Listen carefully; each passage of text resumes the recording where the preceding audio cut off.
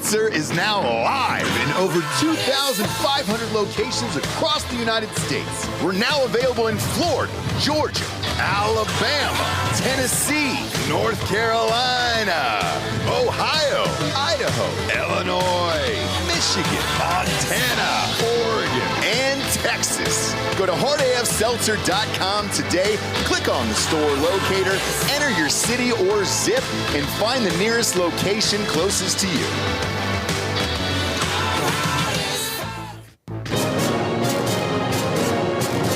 Live from our studios in Austin, Texas, this is Drinkin' Bros Fake News with Ross Patterson,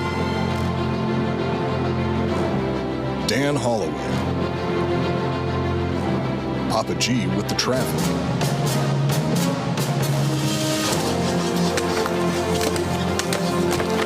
How you feel? Not good. Yeah? field reporter Hot Bob, and Delco Dan with sports. Welcome to Fake News. Yeah! Welcome to Drinkin' Bros Fake News, everybody. Bringing you the realest, fakest news of the week. They caught me. D'Anthony, they caught me. I love these protein bars so much. I don't know if they're on the show today or not, but my God, dude. I eat these things all day long, these level 1 first form bars. Jeez. My faves out there. God, whatever Andy Frisilla is doing, dude. I love you, buddy. My God, these are good. Maybe you don't want to know what he's doing. Maybe not. You know, what if you found out Maybe that your not. favorite thing was something that you didn't think it was? I know.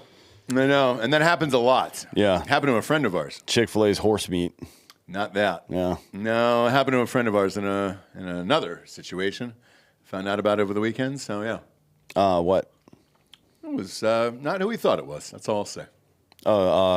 He got trapped. I think that's the porn reference, right? Is a trap. Is it really? It's when you think it's a girl. Oh, I didn't know that. And then it has a stem. Yeah. And seeds. Yep. Yeah. I don't like stems or seeds myself. I love our friends so much because we're all so dark. He copped to it. He was just like, man, I didn't know. And I was like, oh, I think I know that. Oh, really? Really? I was like, man, it's getting better, isn't it? No, Jared is in Vegas. It's not Jared. Wait. Jared's going gay the second half. Yeah, he's going gay anyway. Yeah. Chick-fil-A is horse meat? No, man. No, That doesn't- man. No. No, of course not. But if you found out it was. Yeah, that's what it was like that would be devastating for a lot of people. It I think. sure would. What, I nothing don't would know change. that I'd stop eating it. What? Nothing would change. For No, me. I Me would neither. still go, probably. I would too. Like the meat at Taco Bell, I know is probably not meat, but it doesn't stop me from going to Taco Bell. Like I'm I'm all in every single time. Welcome to Fake News, kids. Back in the studio, back from the inauguration. Papa Trump is back in office, making moves. A lot of moves going on there, which we'll get to in a second. Right off the top here, we got some real news. We're still asking the listeners. We're leaving 30% of the company open up to you on Hard AF Seltzer, wefunder.com/hardafseltzer. We just had a meeting and everybody wants this tea that we've made. Bob, put the picture up there on the screen because it's beautiful. I texted it to you there, and we're huge fans. So they said, hey, if you could make an Arnold Palmer tea, that would be awesome. And just a tall boy. That's it. They just want a tall boy of it for like Circle Ks and racetracks and all that other stuff around the nation. And if you can put the picture up on screen. Airdrop is being It'd be great. stupid. Hold on. And that's what we're raising money for on wefunder.com/hardafseltzer right now. Look at that, dude. So it's going to be in a 19.2 ounce can. Holy shit. And it's delightful. So that's the next round for us here, and that's what we're working on. Now I have a question about this picture. It doesn't look like the length of a 19-ounce can. So is this going to be one of those Fosters, just little fucking fat boys of tea? No, I wish. Because that would be fucking great. By the way, I asked too, and I was like, hey, can we do the fat boy? because that was my dream for that. And they go, no, you got to do a real 19-ounce toe. So just stretch it out. If you stretch the picture up, Bob, just lengthen it, and then you're good to go. We'll do it for something else. We need a fat boy hard AF. I know they don't let you do it anymore. You know why, Bob? In convenience stores, they don't make them. Yeah, it's a fucking nightmare. I assume they're like, well, it's the only Foster's is the only can, so they're like, well, shit, we can't just make one for Foster's and not for everybody else. So yeah, we're doing 19.2 ounce teas, and then the green apples are also going to Tall Boys as well. All of them taste like liquid Jolly Ranchers. So yeah, go to WeFunder.com/hardaf seltzer. Just got back from the inauguration. Great event over the weekend. I want to send a special thanks to Sarah Verardo. Danica girl, fucking with this hoe's man. Love Danica. Ashley, shout out to her. She was our liaison for all that stuff. She's Sarah's chief of staff. God, they're good. Every event, really enjoy them. Every event we went to that was theirs was good, and every event we went to that was not theirs was fucked. Yeah. Like fucked. The whole thing. Yes. Leadership matters. Yeah. Even at parties, even if it's just a party, it matters. So we had a blast. So the Save Our Allies team is on it, dude. Those three. So yeah, Sarah Verardo, Danica girl, and then Ashley. Huge thank you to you guys. It was awesome. And then we ran into that piece of shit, Clark Pennington, obviously. Yeah, he was Just being a piece of shit. just the worst. Yeah. Yeah. And we ran into Josh Smith, who's got a giant cock. We did. A lot. Josh Smith, we ran into Josh a lot of places. Yeah. Bill Thompson. Spartan Forge had an awesome event. Tim Kennedy. We went to the Pete Hegza thing. My wife got to meet Paula Dean. Yeah. Sat with Paula Dean. That was the treat of her life. Thank you guys for everything. It was a fantastic weekend across the board, and America's back. Now, with the inauguration, everybody who heard the speech, which was awesome, it was fun seeing Trump go scorched earth. A lot of people were asking, why didn't he bring up the pardons? Well, we found out later that he didn't know. So I guess Biden turned in those pardons minutes before Trump took the stage. So I thought you had to do it by midnight the following night. It turns out you don't have to do it before noon that day until the other president is sworn in. So Trump didn't know about it. Yeah. Trump didn't know about any of these pardons. Otherwise, he would have said something on live TV. He had no problem burying everybody else in that inauguration speech. And it was fucking hilarious, dude, and awesome and all of that stuff. But he did not know, nor did we. We didn't know about the pardons until afterwards, where it was just like, wait, what? Holy shit.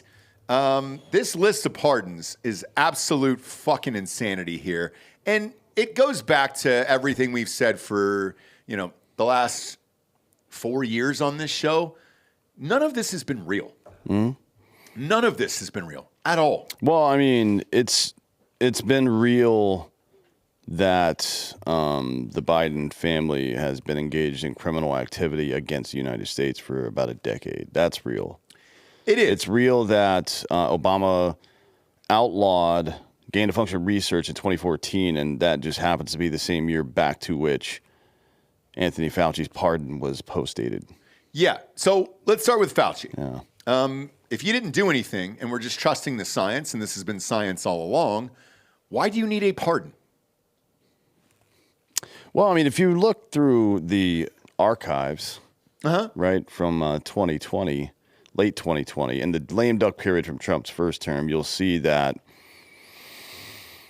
apparently anybody that needs a preemptive pardon is admitting that they're guilty of a crime. That's what they said. Right. That's what all of them, everybody on MSNBC, everybody in the Biden administration, everybody in the former Obama administration said the same thing. This means you're guilty. It's like, all right, cool. So does it still mean that, or we just change the words? Or so Adam Kinzinger 2 weeks ago on a show, just 2 weeks ago, Bob, if you can find that clip on Twitter with Adam Kinzinger, said, I don't want a pardon. A pardon makes you look guilty as if you've done something wrong. Guess who's on that list? Adam Kinzinger.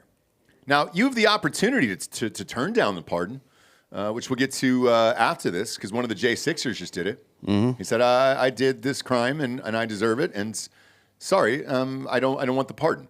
So you have the opportunity to turn that down. Adam Kinzinger did not. Again, play this clip here, Bob. Biden issue pardons for the January 6th committee members, including yourself? No, I don't want it. Look, here's the You thing. don't want it? No, because the second a pardon is issued, and look, I understand the theory behind it, because Donald Trump has clearly said he's going to go after everybody. And it's not going to be for the January 6th investigation. What they'll do is they'll weaponize other investigations. They'll look into everything and start an investigation that'll end up coming to naught, force people to pay money. This happened to Brad Raffensperger in Georgia as he was forced to defend himself. But the second you take a pardon, it looks like you're guilty of something. I'm guilty of nothing besides bringing the truth to the American people and in the process embarrassing Donald Trump, because for 187 minutes he sat there and did absolutely nothing and showed how weak and scared he truly was. So no, I don't want it. And, you know, the bottom line is, I mean, if he wants to bring up January 6th again, we've had all this talk about how we're moving on from January 6th, and trust me, Anderson, I would love to. Like, my life has been defined by this for 4 years. But if he wants to bring it back, I will be happily talking about everything the committee did and learned and re-embarrassed. What some people may not realize is you're saying you don't want a pardon. Fighting whatever might come your way can cost you and your family, hundreds of thousands. Yeah, you think about it, like, and this happened with. And it was cut off there, this happened with Donald Trump. Donald Trump paid millions and millions of dollars in legal fees trying to fight off the exact weaponization you just talked about. So fuck you, Adam Kinzinger. And again, you can turn down the pardon. You had the opportunity to. You didn't do it. Yeah, my understanding in a legal sense that if you accept a pardon, it is some sort of admission of guilt. Like, I think that's part of, I don't know if it's like, I don't really know much about that. We can talk to, J6 Granny's here. We'll talk to her in a minute about that. I don't know how that actually works, to be honest, but maybe it's like allocution or something. Yeah. You know, I don't know. But anyways, as soon as the inauguration speech was over, Trump did his second speech where he referenced crying Adam Kinzinger. He's an emotional guy. Yes. Life is hard, you know, and sometimes I think we'll get to this story a little bit later about Doug Emhoff redefining masculinity. But it's, you know, the modern left, a lot of tough guys over there. Apparently. I mean, apparently there is. Fucking Doug Emhoff. What's the Pelosi's name? That is Paul. Paul, yeah, Paul Pelosi. Paul and his hammer. Paul's hammer. I did Dave Landau's show last night. I was trying to tell him, you need to fucking, you know how they did Jeremy's razors? Uh-huh. What about Paul's hammers? Or Pelosi's hammers would be great. We can make ads for it. That'd be fucking awesome, dude. It's just me standing in the corner of the room with a hammer. Dave in his underwear. Paul Pelosi, dude. But yeah, you don't have to take him. So he pardons everybody from the J6 committee, all of them across the board. Liz Cheney was on there as well. Now, Trump, to go back to what you just said, his second speech later, I don't know how many people caught it because it wasn't broadcast live like on every TV like the inauguration was. Certain networks have picked it up and everything else. That in between that first speech and the second speech is when he had found out about the pardons. So that's when he went after Kinzinger and these guys. Liz Cheney was on there, Benny Johnson. Everybody who was on the January 6th committee is now pardoned. So that's it. Unless you want to call them back in and then have them testify against shit. Now, the one thing he brought up in that second inauguration speech, what do you call that? It was just kind of a party or whatever, like a rally afterwards. I was gone at that point. But either way, when he brought it up, he was talking about Kinzinger. He was talking about January 6th and everything that had happened. He was also talking about that files were destroyed, that they went in there and destroyed all the files. Yeah. Do you know anything about that? I mean, that's the word on the street. I don't know. I've never seen any proof of that because obviously the files were destroyed, right? It's hard to prove a negative like that. But there was something about 45,000 hours of video that was kept from the public and shit like that. And then some of it got released. I think Thomas Massey was putting it on the Gov website or some shit 40,000 hours got released, but there was another 40 or 45. It was something. It was like 90,000 hours total, but then a bunch of it was missing for some reason. Yeah, I don't know. I don't know what happened with all that, but that would be a crime, obviously. right? Like it's what I can't remember the name of the thing. So there's a couple things. There's about printing paper. There's the Paperwork Reduction Act, but then there's one federal law about preserving anything that happens for FOIA requests and shit like that, right? Anything that's not classified or whatever. You have to at least have some kind of like digital copy of it, whatever it is. So it's definitely, I don't know if it's a crime, but it would certainly be a regulation of some sort that would be broken. So who knows, man? Yeah, and then next we'll move on to the Biden crime family.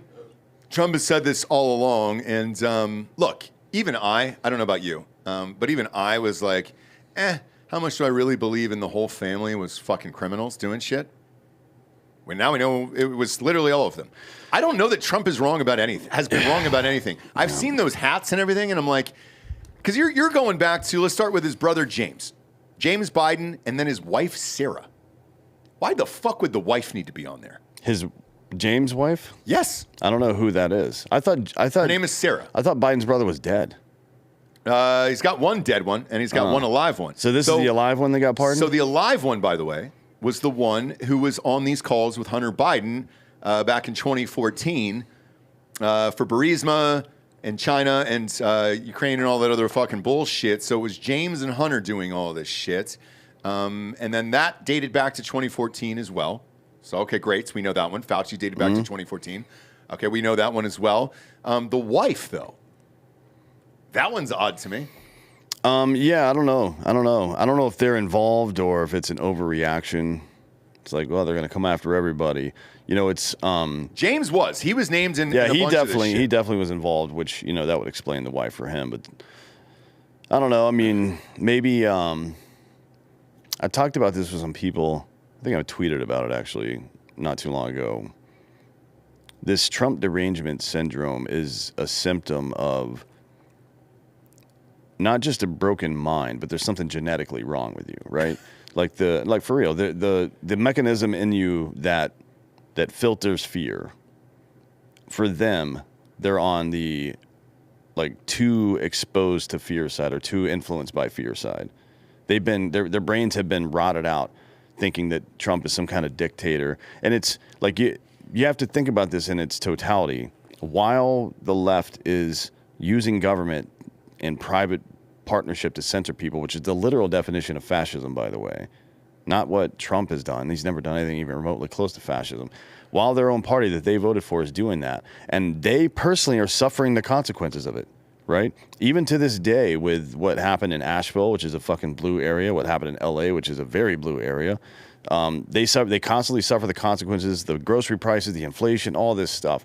And still, they take all that stuff and project it onto Trump because they've been convinced by the media and the Democratic Party and even a lot of people on the right that Trump is the evil one, right? Yeah. So their reasoning mechanism, their reasoning and fear mechanisms are broken on the bitch side, which means, and this is genetic, right? Which means not only are they a bitch, but their dads are bitches and their grandfathers are also probably bitches, right? It's usually 3 generations of this shit. It's sad. It's sad, but the good news is they're all fucking shaving their heads and cutting their dicks off, whatever, going on a sex strike, so it'll probably die out. It feels like it is, man, after what we've seen here. We'll go over the next ones. Sister Valerie and husband John Owens also got pardons. Why? Unless you were taking money or kickbacks for something. Mm-hmm. That's the only thing that makes sense there. Brother Francis. Now, is Brother Francis the dead one? I thought he was the dead one, Bob. Can you pull up the dead one? Just type in Biden's brother, dead one, and then see what kind of pulls up for that, because I think that would be fun. Who's the dead one? I thought James was dead. He was like his best friend or whatever when he died. I don't remember.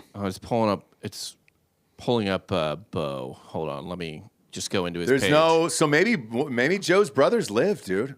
Maybe they're all alive. No, one of them died, for sure. Type in Biden brother dead. Let's see what comes up. I did. On Nothing. Google. It just kept saying Bo Biden. Whoa, dude. So maybe he doesn't have a dead brother. Yeah, I thought one of his brothers died. I don't think so. Maybe it was one of Trump's brothers that died. Yes. Yeah, one of Trump's brothers died, yeah. Well, I think Fred Jr. He's pardoned now, so it doesn't matter. No, it doesn't matter now. Yeah. Yeah, James and Francis. I'll see real quick here. Still living. Yeah, so these fucks are still living. And we mentioned Dr. Anthony Fauci. So Fauci was obviously the director of the National Institute of Allergy and Infectious Diseases and the National Institute of Health for nearly 40 years, including during Trump's term in office, and later served as Biden's chief medical advisor in his retirement in 2022. So he worked under Trump, worked under Biden. Yeah. Why does he need a pardon?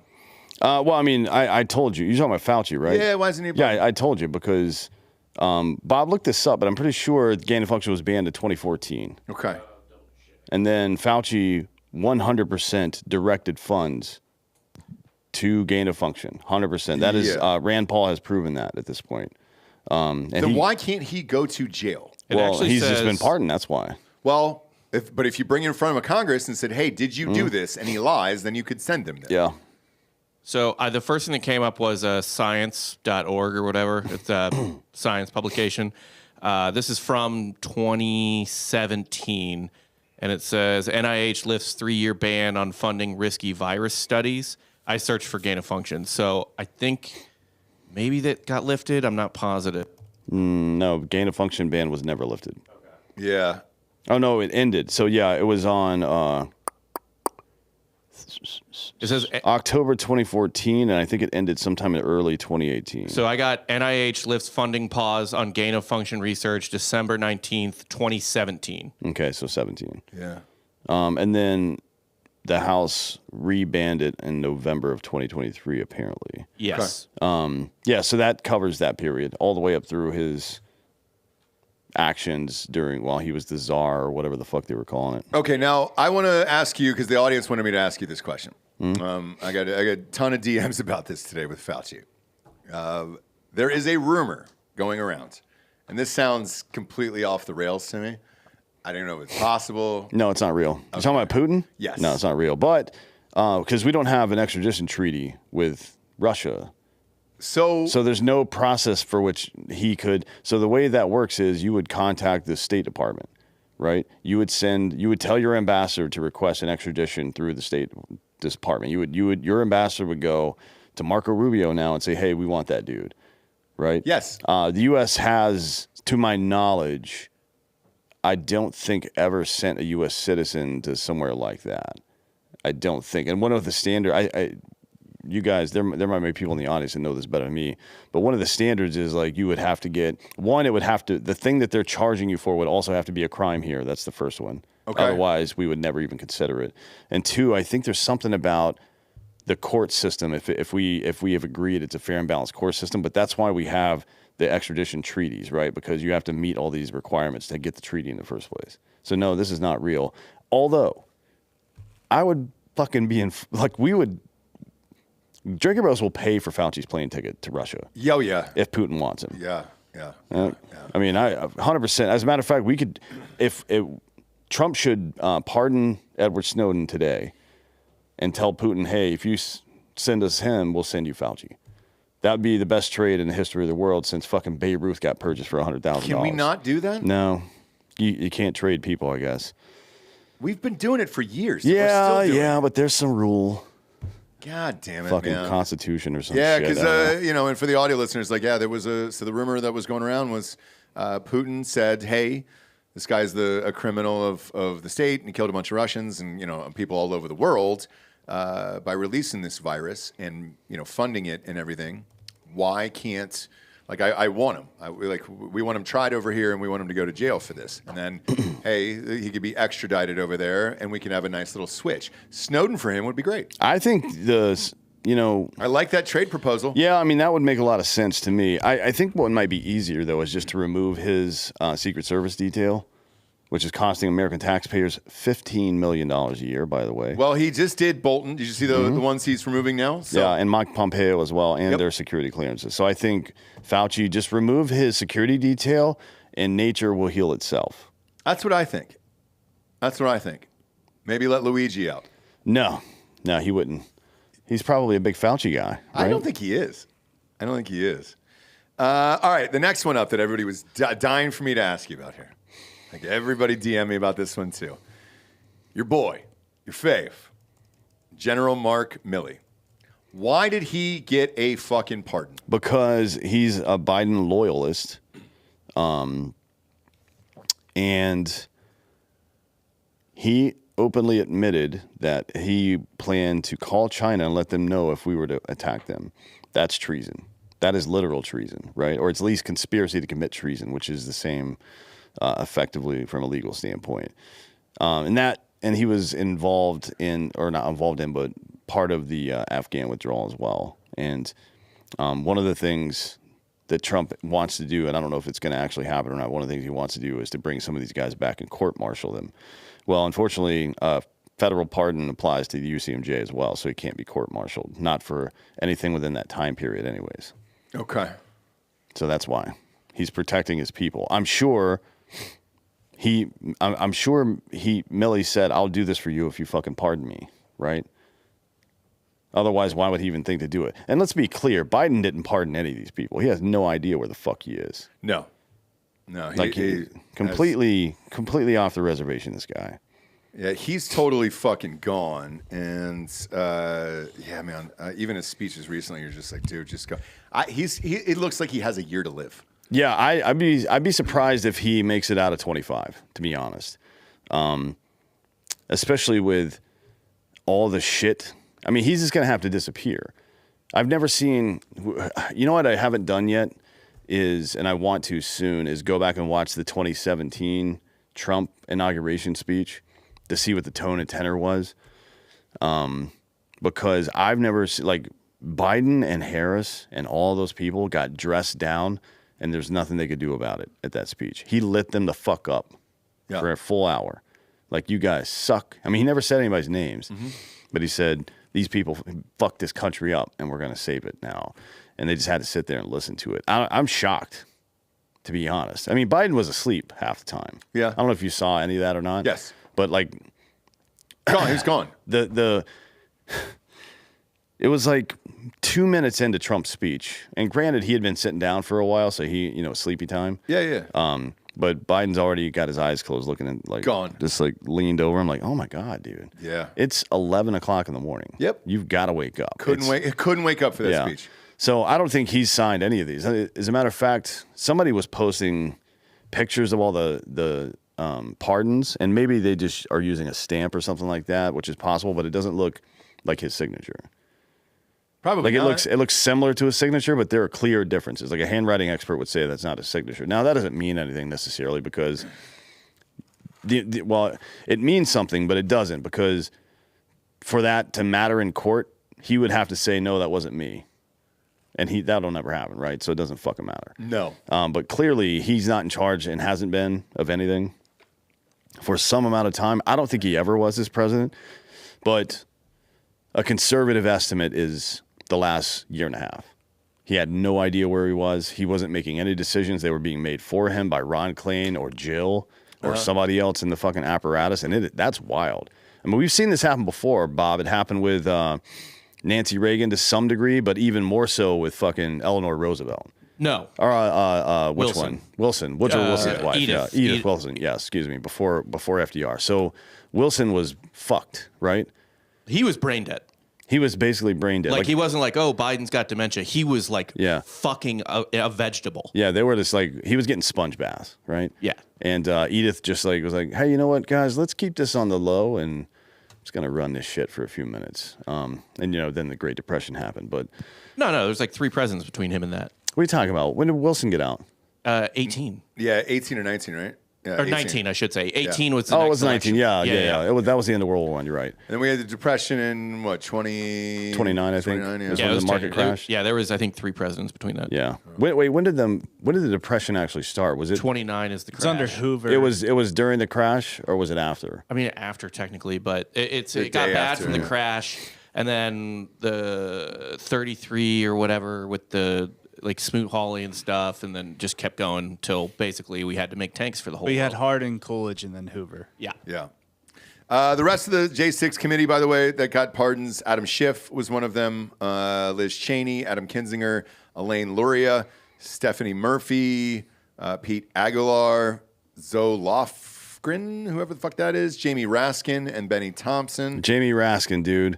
Prison Mike. Yeah. Do you guys, hey, pull up a picture of Jamie Raskin and Prison Mike for me. Do you remember that stupid fucking bandana he was wearing? It's like, yeah, you got cancer, dude. Just fucking be bald and have cancer. Well, why are you wearing a fucking scarf on your head? Dog, that's Prison Mike, bro. Look at this asshole. Yeah, look at that, dude. If I get cancer and I show up wearing one of these, shoot me in my fucking face. He looks like he's going to Margaritaville tonight. It's bad, and it's not. It's clearly like a gas station bandana. It's not like he's like one of his daughters who won't get a real job because he's a congressman is like making bandanas and he's just trying to show it off. And by the way, this is his normal hair, so like it might have been better. Whoa! Yeah, I mean it wasn't great ever. Wow, that's weird. Holy shit. Okay. Like it's the bald is an improvement. Yeah. But show Prison Mike. Okay, hold on. Yeah, show Prison Mike next to him, dude. This is so good. I mean, it's identical. Look at Gruel. Yeah. Gruel. Wait. What's the worst part of prison? The Dementors. Holy shit. By the way, do we have a false flag here? I mean, why is he even wearing the bandana? He still has hair. Yeah. I mean, he's had eyebrows. No, he's got hair on his head. He's got like sideburns here. Just shave it, dude. Just go shave Bezos. it. Yeah, that's all you got to do. Like Bezos looks cool. Yeah. Speaking of old people, I saw when we were flying back to Austin, I saw Giuliani at the airport. Oh yeah, He does not look good. no shit. I mean, he's old as shit. But well, he's also lost everything. yeah, he was flying commercial, which is not great. Private or coach? I mean, I'm sorry, first class? first class I don't or know. coach? He wasn't on my plane, so I don't know. Can you imagine getting on a fucking American flight and you're like Coach? row fucking 28 In the middle seat? Rudy's sitting there. A middle seat, dude, next to There were a Rudy bunch Giuliani. of, you know what was really funny? At least half a dozen black women came over to take pictures with him. I don't know if they were New Yorkers or what, because by the way, for normal people in New York, Rudy Giuliani is still a hero. Beloved. He cleaned that fucking place. He and to be fair, Bloomberg as well, kept that place nice for Beloved. about, what year did Giuliani take over? 92? Yeah, it was the early 90s. It was 92, and then Bloomberg left in 2008, I think, was his last year. That whole Bloomberg was 12. Oh, was it 'cause 12? He Yeah. was on the Gossip Girl finale when he was still the mayor. Bob, God damn it, dude. Bob, XOXO, Gossip Girl. Oh my God, man. All right, well, let's skip past it. I don't have time for that right Dan's now. about to kill himself live on air after the Gossip Girl comes Yeah, but on. that's a fucking like 20-year period that those two guys kept that place nice, which is a difficult thing to do, to be fair, because there's a lot of people in New York and there's a lot of assholes up there. But yeah, he was beloved. They were like, oh, Mr. Rudy. Yep. Mr. Can I get a picture, Mr. He was like super nice to everybody. He was the people's mayor, man. Yeah. Like when he would walk around town and shit, like It's funny. Not much security or anything, man. Yeah. Like he was just a normal dude. Yeah, it's funny. Bloomberg was just as good a mayor, I think.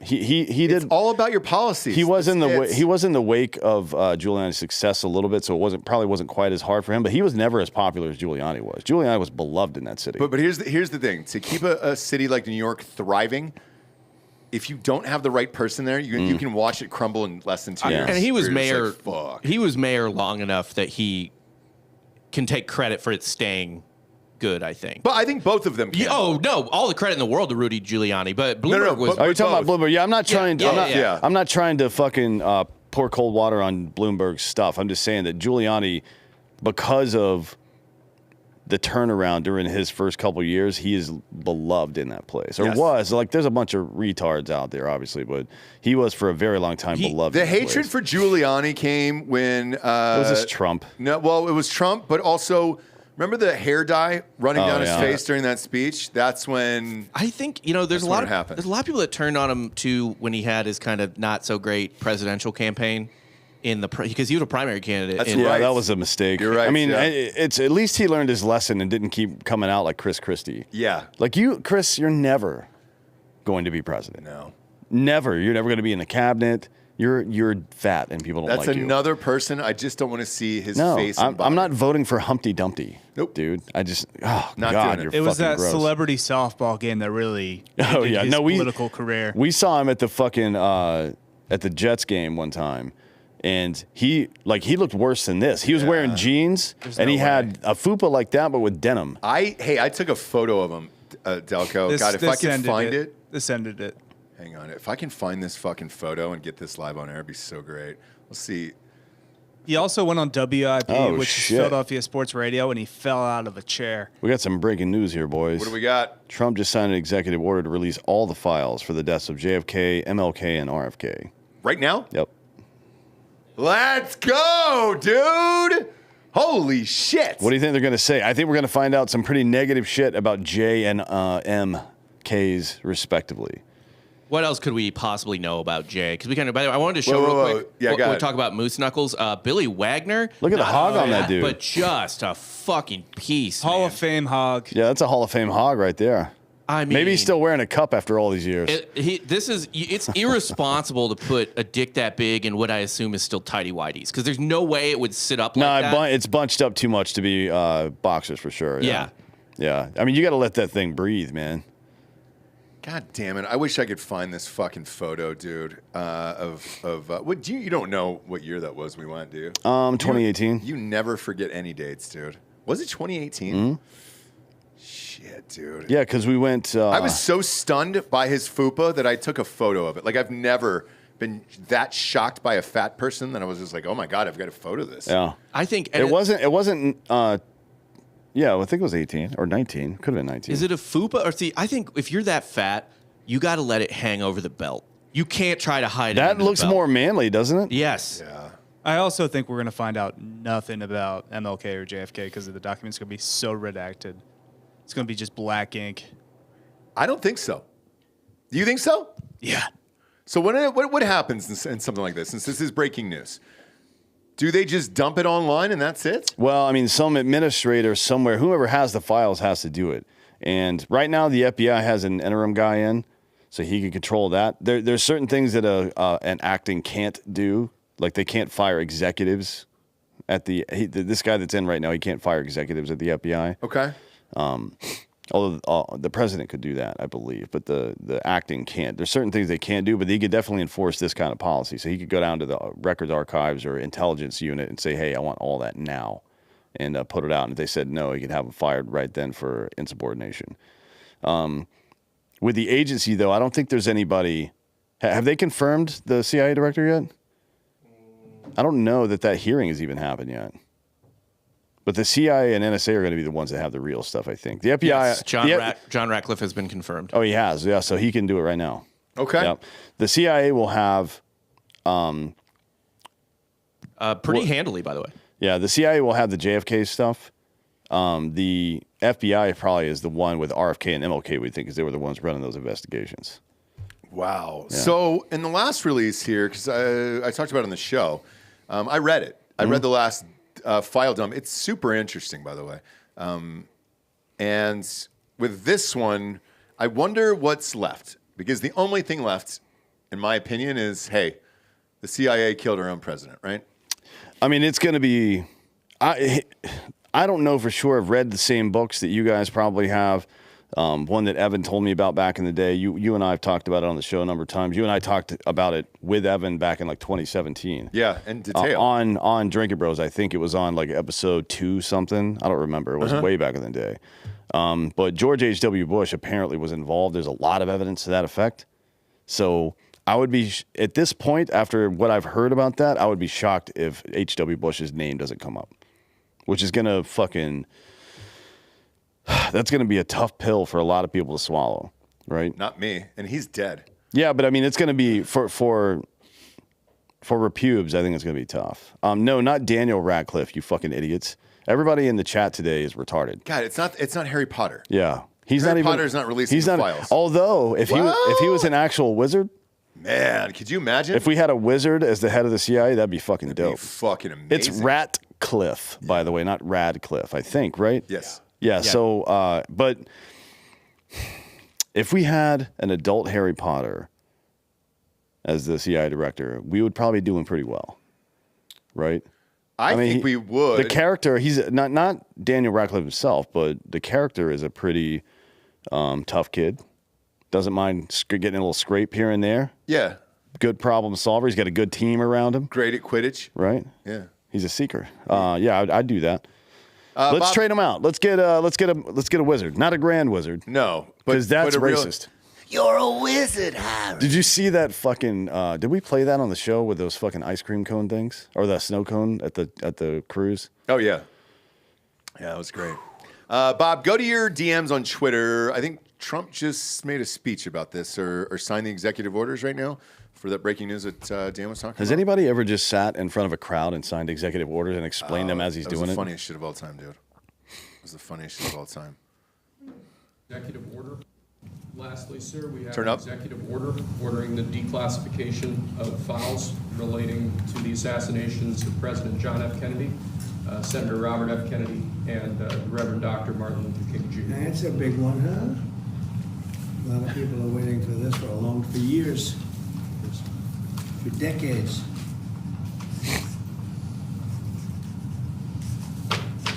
And everything will be revealed.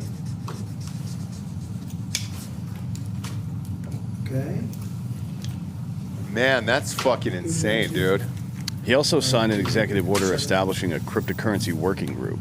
Lastly, sir. And Okay. it's not to create a CBDC or a central bank digital currency as the leftists and neocons wanted to do, but rather to figure out how we're going to be able to invest personally in cryptocurrency. I think Trump himself bought $45 million worth of it at the day after the inauguration. Yeah.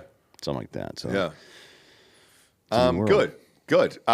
Things are moving along here. So how long until we get these files in? I mean, I'm sure there's going to be some obstruction. But how and why? What's the argument for? Well, there's no argument for it. It's like maybe somebody challenges it in court. I don't think the courts have the ability to stop him, though.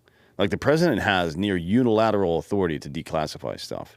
We found that out during the documents cases and all that stuff, right? Like if all the president has to do is literally just say out loud, this is declassified now, and stamp it unclassified. So will we get this tonight? I doubt it.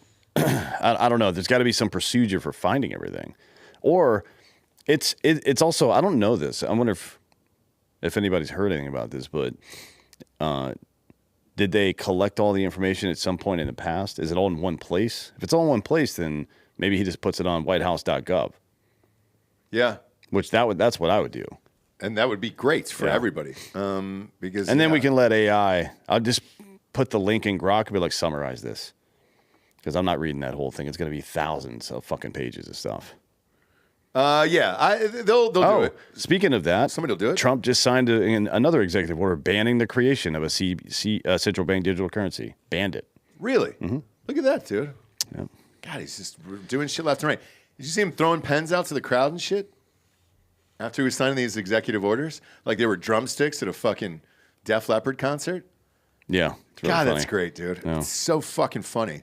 Does he needs to get, but that's not really very binding, right? Like somebody else could come in. No, Congress has to fucking because codify that. the next, if a Democrat could come in and be like, change my mind. You know what I mean? Like, yeah, an EO for now, I guess it doesn't do anything or keeps it away. But for 4 years, right? Yeah. But he wasn't going to come in for 4 years anyway, probably, right? Who? He wasn't going to let that happen either way. So there needs to be a law to keep it long term. Yeah. For what? I'm sorry. I apologize. For what? So the executive order is fine, but none of the president can come in and just reverse that. Oh, yes, Central yes. digital Yeah. currency. Right. Correct. So they need to pass a law to keep that long term, which they have majorities in both. So I don't know how. I don't know how much they would need to do that, but Oh boy, and that's going to be a dogfight. Well, They want that money, and they want to track your money. Well, the other thing is one of the stories today about MBS investing in the U.S., right? Yeah. We will get to that later, but that's going to be some crypto stuff as well. There's so much crazy shit going on here. Real quick, because we do have sponsors and advertisers that put us on the air every day. Obviously, the show is free. So let's get to the first one, and then we'll get to J6 Granny here, because I want to get your thoughts on some of these pardons, which I saved. First and foremost, GoSpit.com/Drinkin Bros. There's 9 hours left on the 50% off sale right now. So you got 9 hours to head on over there. Everything is 50% off site-wide on GoSpit.com. Bob, pull up the website for me. GoSpit.com/Drinkin Bros over there. All their products are made in the good old US of A. 50% off mattresses, sheets, pillows, everything on the entire site. They got mattresses for RVs. They got mattresses for vans, too. So if you're in like a Sprinter van, just traveling the nation right now, which a lot of my friends are shockingly doing. And I see their photos, and it's like, oh, man, that looks fun. You can get a mattress for that as well. Where I would spend my money, if you're married or whatever, use it on the bundle package. You can bundle it together so you get the adjustable base, you get sheets, you get pillows. I promise you the sheets and pillows are just as good as the goddamn mattress. You get the mattress itself, and you get it split king or just regular. The split king is fun because it's got 2 remote controls, so if your lava goes to sleep before or after you, you can put the bed up and down. You can go to sleep. They don't have to. All that other shit. It's fantastic. And at checkout, you'll see this box to check. This is, hey, you want to stretch this out over 3 years? 36 months, no interest, as long as you have decent credit. Yes, I would love to do that. Then it's only $45 a month. Usually buying a brand new bedroom set, like as nice as this, it costs a lot of money and it's time consuming and everything else. This isn't. It's super easy. It shows up to the house in like fucking 3 days, dude. Boom, you're ready to go. You pop it out of the box. And the adjustable base, I'm not a handyman. Suck at that shit, but even for me, it was easy to set up. So it's awesome, man. I've had it for about 7 years and gigantic fan. That's what I would use that 50% off on. 9 hours left to do this sale on ghostbed.com/Drinkin Bros. All right. Wait, my buddy Mark Sibley's an author. Had a really good idea. You know how we've renamed the Gulf of Mexico to the Gulf of America? Yeah, which I love. He's thinking on the Atlantic side, the small American Ocean, and then the Pacific side, the big American Ocean. What do you think about that? What are we calling it? Small American big ocean, big American Ocean. I like that. Yeah. Let's just start naming everything America. Let's do it. Like when we get on the phone with fucking other countries, we're like, "Hey, is this American Japan?" Yeah. Like, "Oh yeah, this is Japan." Like, no, so we said American Japan. It's American Japan. You go ahead and hyphenate that. Yeah. It's the only hyphenation we're going to be doing moving forward. I like it. You know, Florida's already changed their letterhead too. Oh yeah, yeah, it's really America. funny. Yeah, it's awesome. It's really funny. Fuck 'em. All right, so the last people that were on this pardon list that was really shocking to me were the officers who testified for the J6 committee on primetime. Those guys got a preemptive pardon. I don't know what for, but the J6 granny is here. Do you want to pop on in and grab the microphone here? Because you just got pardoned. Obviously, you were there and snuck on in. Right up there behind Bob. You can tell us about this, but when I saw these guys testifying on primetime during the thing, I'm curious as to how all this shakes out and why they need pardons. So first of all, let's start with you. Who called you? Like forgive me, as I know nothing about this. Did somebody make a call to you personally and say, "Hey, congratulations, President Trump is pardoning you"? No, my husband flew out here to watch the inauguration and the speeches because we knew we were being pardoned. You did know that, but who told you that? The chatter in the J6 community, which is pretty reliable. Right, but we've all heard these rumors, and we've heard it on the show. We've been saying it here for years that if Trump were to get in, he would probably pardon them. However, the execution of it is when it's really official. So we've seen the photos online of everybody leaving jail and all that stuff over the last 24 hours. Who was the one that called you and said, you have a pardon, you're all done? We watched Trump say it on television. Okay. Then the next morning, which was Tuesday, my PO sent me a text message saying you've been officially dropped from our caseload. You no longer need to report because of the pardon. Have a good life. No shit. Yeah. Got the text And here. was it a text or was it a phone call? It was a text, and he had not been answering my text since I got out of my... It was incarceration, but yes, it was house arrest.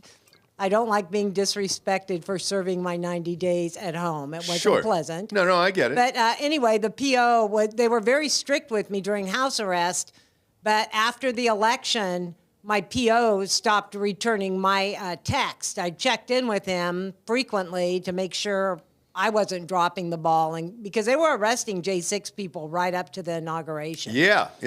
So Anyway, I was certain that Trump was going to keep his word and pardon day one, and he said I was going to be happy. My husband got permission. He lives in California where our home is. I got arrested out here where I was helping with my grandkids.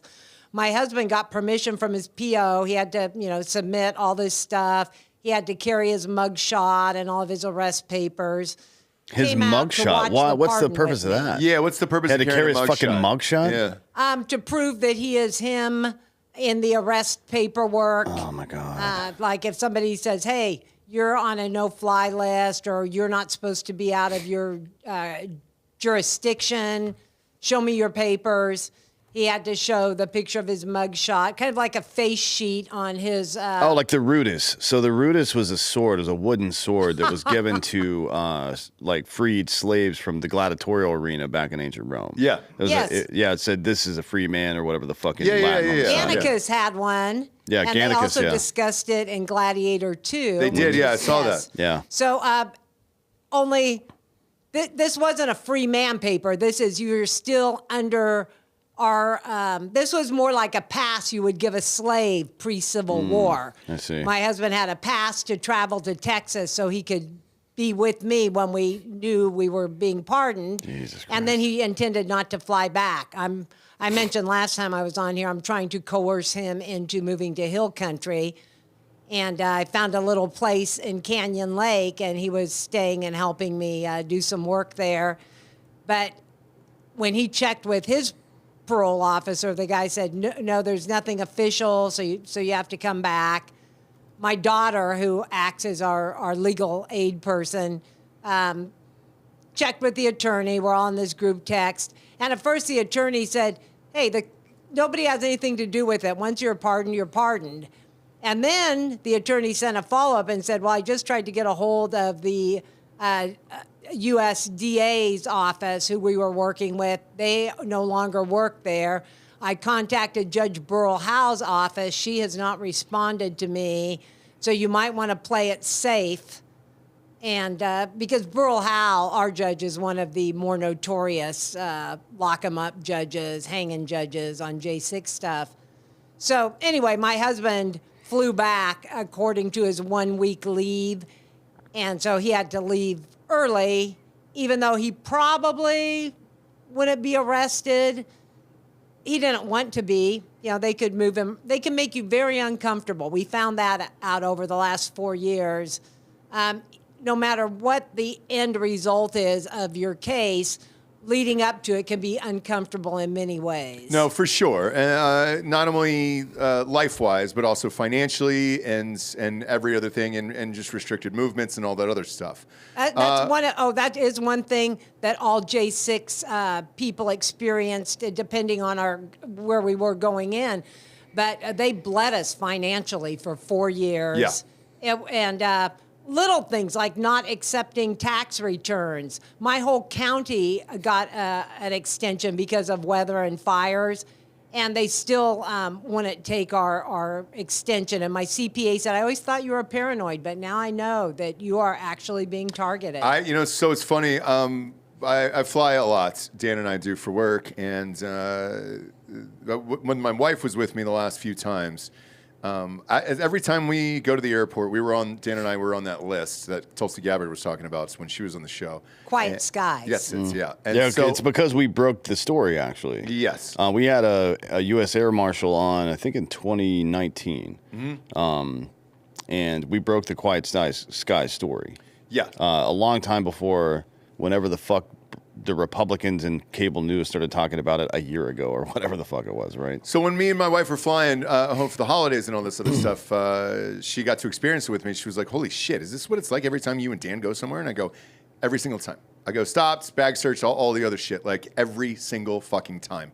Did you get the SSSS on your boarding pass? Yeah, and then I got, there was a TSA agent who was a Drinkin' Bros listener, and when they scanned my boarding pass, he goes, by the way, I listened to the show, and he's like, big fan, and he goes, here's what it shows up as. And it was like this yellow warning label at the bottom of the screen, and I was like, oh, all right.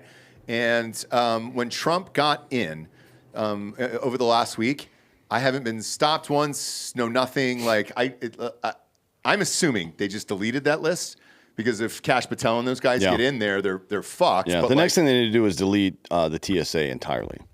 Yeah. Like he fired the TSA director yesterday, I think. I believe so. I believe it was yesterday. Yeah, just go ahead and get rid of that entire organization.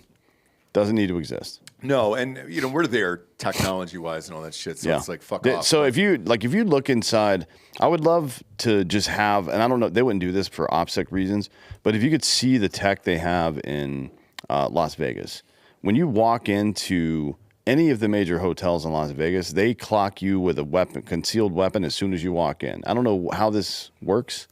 It's some kind of, maybe it's the same kind of geometric algorithm that scans your face for facial recognition, but they can literally see the imprint of your weapon even through baggy clothes when you walk in. Really? Yes. Okay. So it's like, which makes that whole Vegas shooter thing a lot harder to believe. Not that we believe any of that story anyways. Yeah. But you implement something like that with an actual armed security force, not a bunch of fat neckbeard dummies who would be working at McDonald's if the TSA didn't exist. And we would be plenty secure at the airport. There wouldn't be any fucking problems. No, there wouldn't be. And then use all that money to put a fucking 2 armed air marshals on every flight. That's it. On every single flight. That's all you need. Right? Yep. And nothing, like, seriously, what the fuck are we doing? I don't know. So my next question to you is, why did Biden give the officers who testified in J6 pardons? This is my opinion, obviously, but everything I saw there was police. These are federal police, mind you, and the D.C. Metro. They were attacking us. I saw no one attacking policemen. We are back the blue people. You'll never find a more pro-police crowd than Trump supporters. And we were invited in. My arrest warrant is full of lies written by a guy who was hired to be a FBI counterterrorism agent in December of 2020, which is interesting. It's a month before. Yeah, or a week before. Yeah, it could have 2 been weeks. 16 days. Yeah. Yeah, it could have been December 31st. It doesn't give the day. But those policemen, there's a couple things. I saw police attack. I was hit. I was shoved. I was gassed. And I saw many, I'm a 67-year-old woman. Back then I was a 65-year-old. I read at the 67-year-old level at that time. Sure. I was a 65-year-old Medicare old lady. And there were some young people, but there were a lot of us old people. They invited us in literally and then crowded us in, stuck us in there, and just started beating the F out of people and tried to get us to hit back. And I felt bad. I saw a video of me on one of Julie Kelly's sites. Julie Kelly has been a reporter that's been all over these stories. And anyway, the young man that intervened on my behalf, I don't know what became of him because, we go out of frame. But it was typical for some of the younger people who weren't the bad guys, just these young, like most of them seemed like they were fit, maybe veterans, just young Trump supporters. And when I say young, I mean 40. Yeah. But I didn't see anybody doing anything wrong except for these guys that everybody that was a Trump supporter was saying, who are these guys? They're not with us. Yeah. They were dressed like Antifa. They had black helmets with white tape on them that said Trump across the back of the helmet. And those guys were banging on doors and breaking windows. And at that point, all the Trump people stepped away. We're like, we're not with them. They look like Antifa. How many Trump rallies / protests have you seen where people were wearing face masks?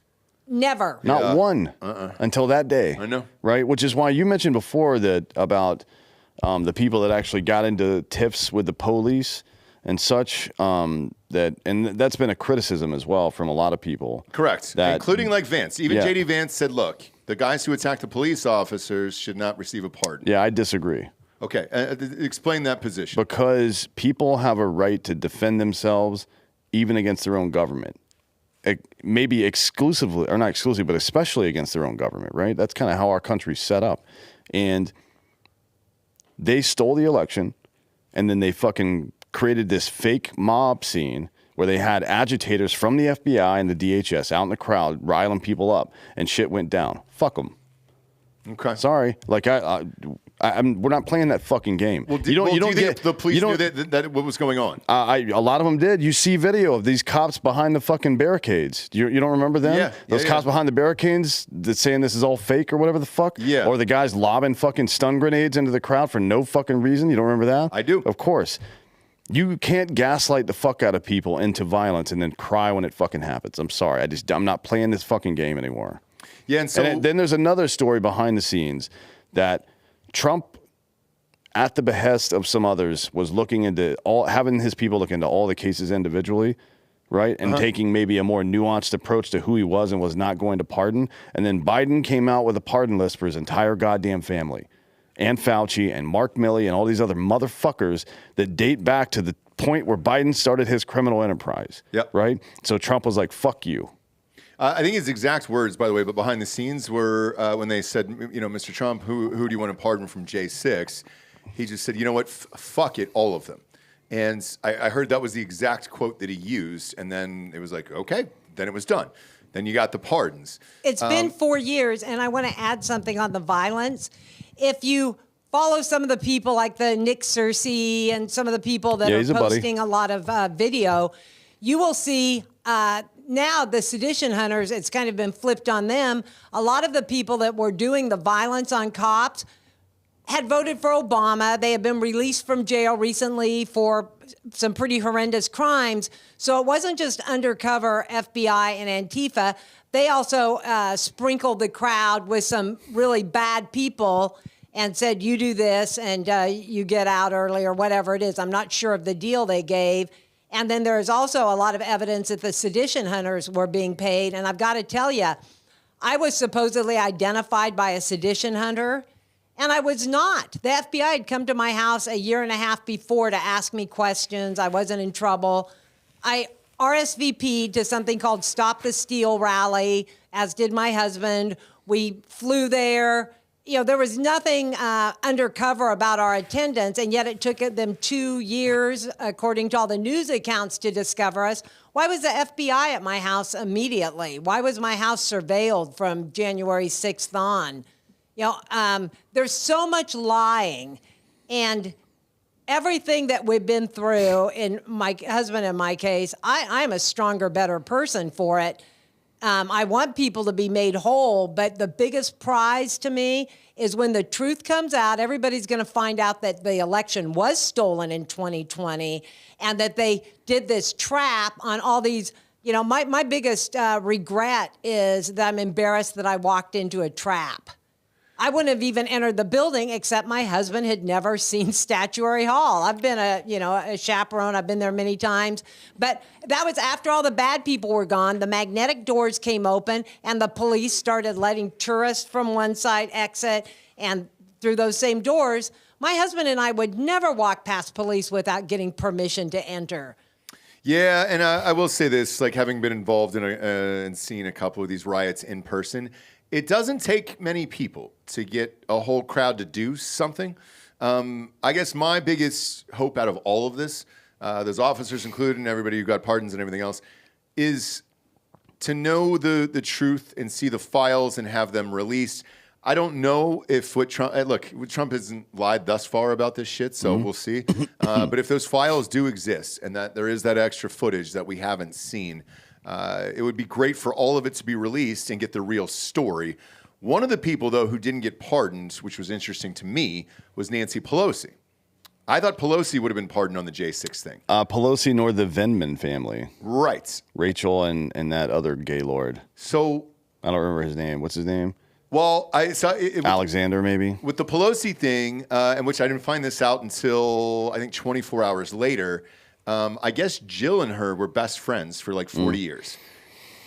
When she pushed her husband out of being president of the United States and said, you need to fucking quit, Jill was that scornful of like, you know what? Fuck you. You can go down in this thing if you want to. Because now they can call Pelosi up there and ask what happened if they have all the files and everything. Yeah. So look. Well, listen, if you want a friend in Washington, get a dog, but make sure it's a little one in case it turns on you. That's what William Safire said back in the late 60s. So how many best friends does Nancy Pelosi have? You know, Just Paul and that hammer, I think. Yeah, and that little pink hammer. I think that's well, it. when you say the files, now the government has a bunch of files and they were deleted, but those of us that were afraid, like I didn't have an X account from January 6, 2021 until the day after the election.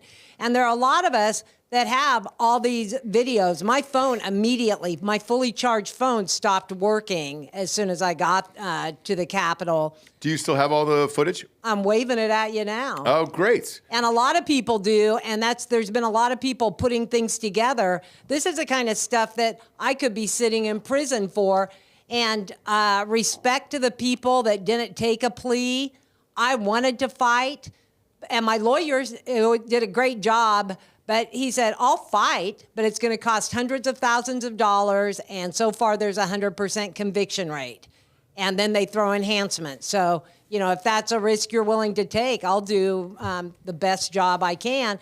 But for me, I felt like I could do more damage with my mouth than I could sitting in a jail cell being subjected to whatever goes on there. Well, listen, we're thankful that you stopped by today to tell your story. Congratulations on the pardon.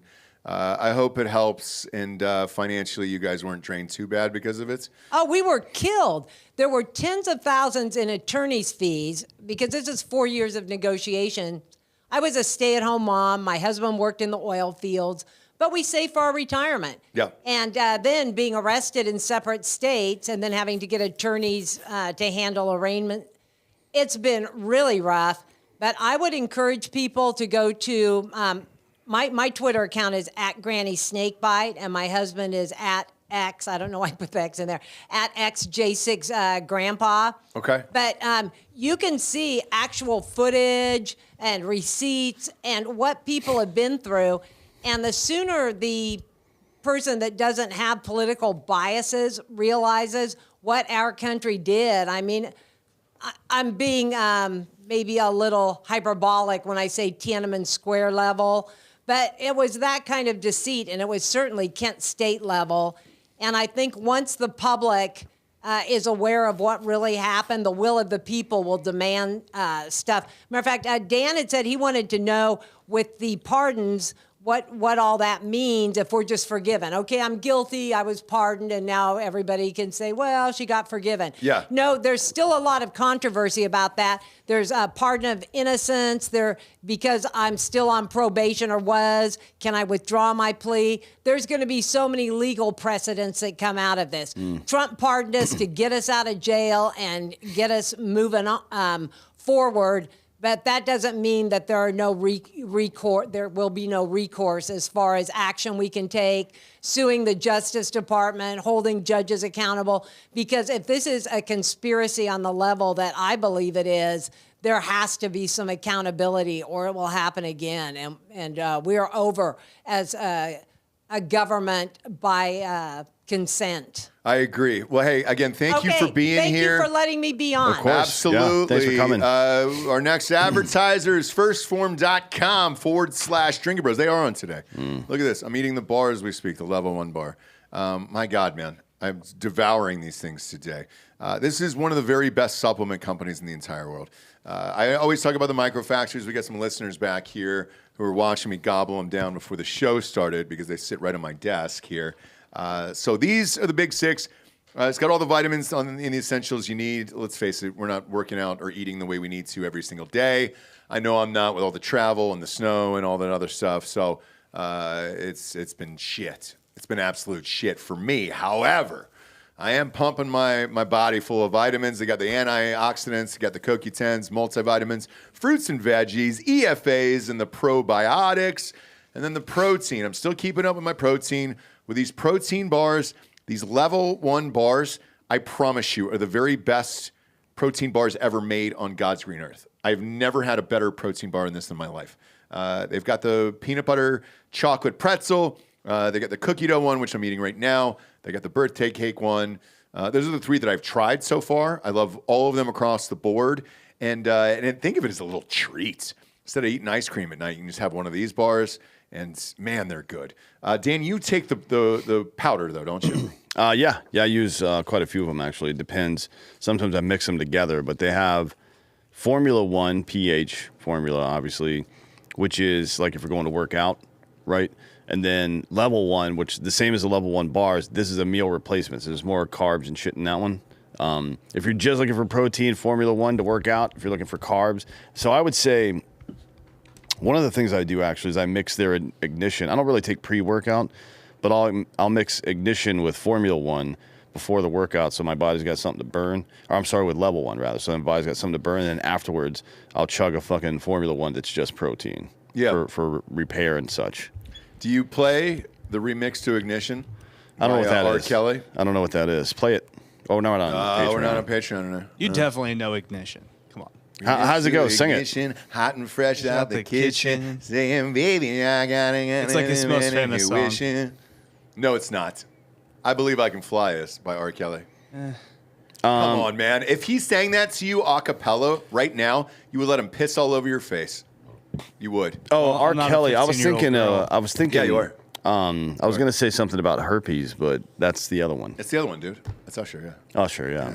No, this is he did the remix. Yeah, but he didn't have. I've never heard anything about R. Kelly having herpes. You can't get herpes from peeing on people. Not that, but Usher was also in that song. So you have herpes and. Oh, they both sing the song together. Yeah, the remix. Oh shit. Yep. R. Kelly's had herpes for a long time. Yeah. R. Kelly's had herpes since at least 2007. Was that the first lawsuit? I guess, but they're saying he gave a lot of people herpes. Well, it's probably given all these 15-year-old herpes. That's not great. Well, what are you going to do? It really ruins a sophomore year It yearbook sure photo. does. Yeah, but if you're out there peeing on somebody and you take these microfactors, your piss will turn bright yellow in 40 minutes. Yeah. And then you can really see it splash and kind of get the effects of it from First Form. Yeah. JT, not the JT, but a JT in the chat says, Dan will know Chappelle Piss on You remix. Yes. Yeah. I know that remix. That's the same. That's the song? Yeah. Okay. But you should have just said that. Why did you try to fucking sing it? Just say Chappelle Show. I can't go in sketches for real songs, you know? That was a huge song. But go to firstform.com/drinking bros today. Load up, man. That liver detox. I'm on it today. Yeesh, I've been on it every day this week. Free shipping on orders over $75, and that is First Form spell the one. That is 1STPHORM, firstform.com/drinking bros. Next up, Daddy's home. Daddy's home, and he's home again. Fox News embedded exclusively with the Immigration and Customs Enforcement, ICE. ICE. God, I wish we could play that song today. We're not on Patreon. Because we could have went right into Vanilla Ice, dude, on top of it for Ice Ice Baby. In Boston, as the agency targeted egregious criminal aliens, including MS-13 gang members and murder suspects, as part of its mass deportation efforts under President Donald Trump. Fox News witnessed ICE Boston make 8 arrests, including multiple MS-13 gang members, Interpol red notices, murder and rape suspects, and a volatile Haitian gang member with 18 convictions in recent years who told cameras that he ain't going back to Haiti and fuck Trump, I'm Biden forever. Bob, if you can play that clip, it's great. Yeah. Just type in Haiti into Twitter. Yeah. And then, of course, he said, I ain't going back to Haiti, and he went back. Yeah, he went back. There he is right there. He is not happy. No, he's not happy. I'm not going back to Haiti. One of those threats is this illegal alien from Haiti. ICE says he's a gang member with 17 criminal convictions in recent years. Trump, you feel me? Yo, Biden forever, bro. Thank Obama for everything that he did for me. But maybe Biden will come visit you in Haiti. Maybe. Which is where you're going. Maybe.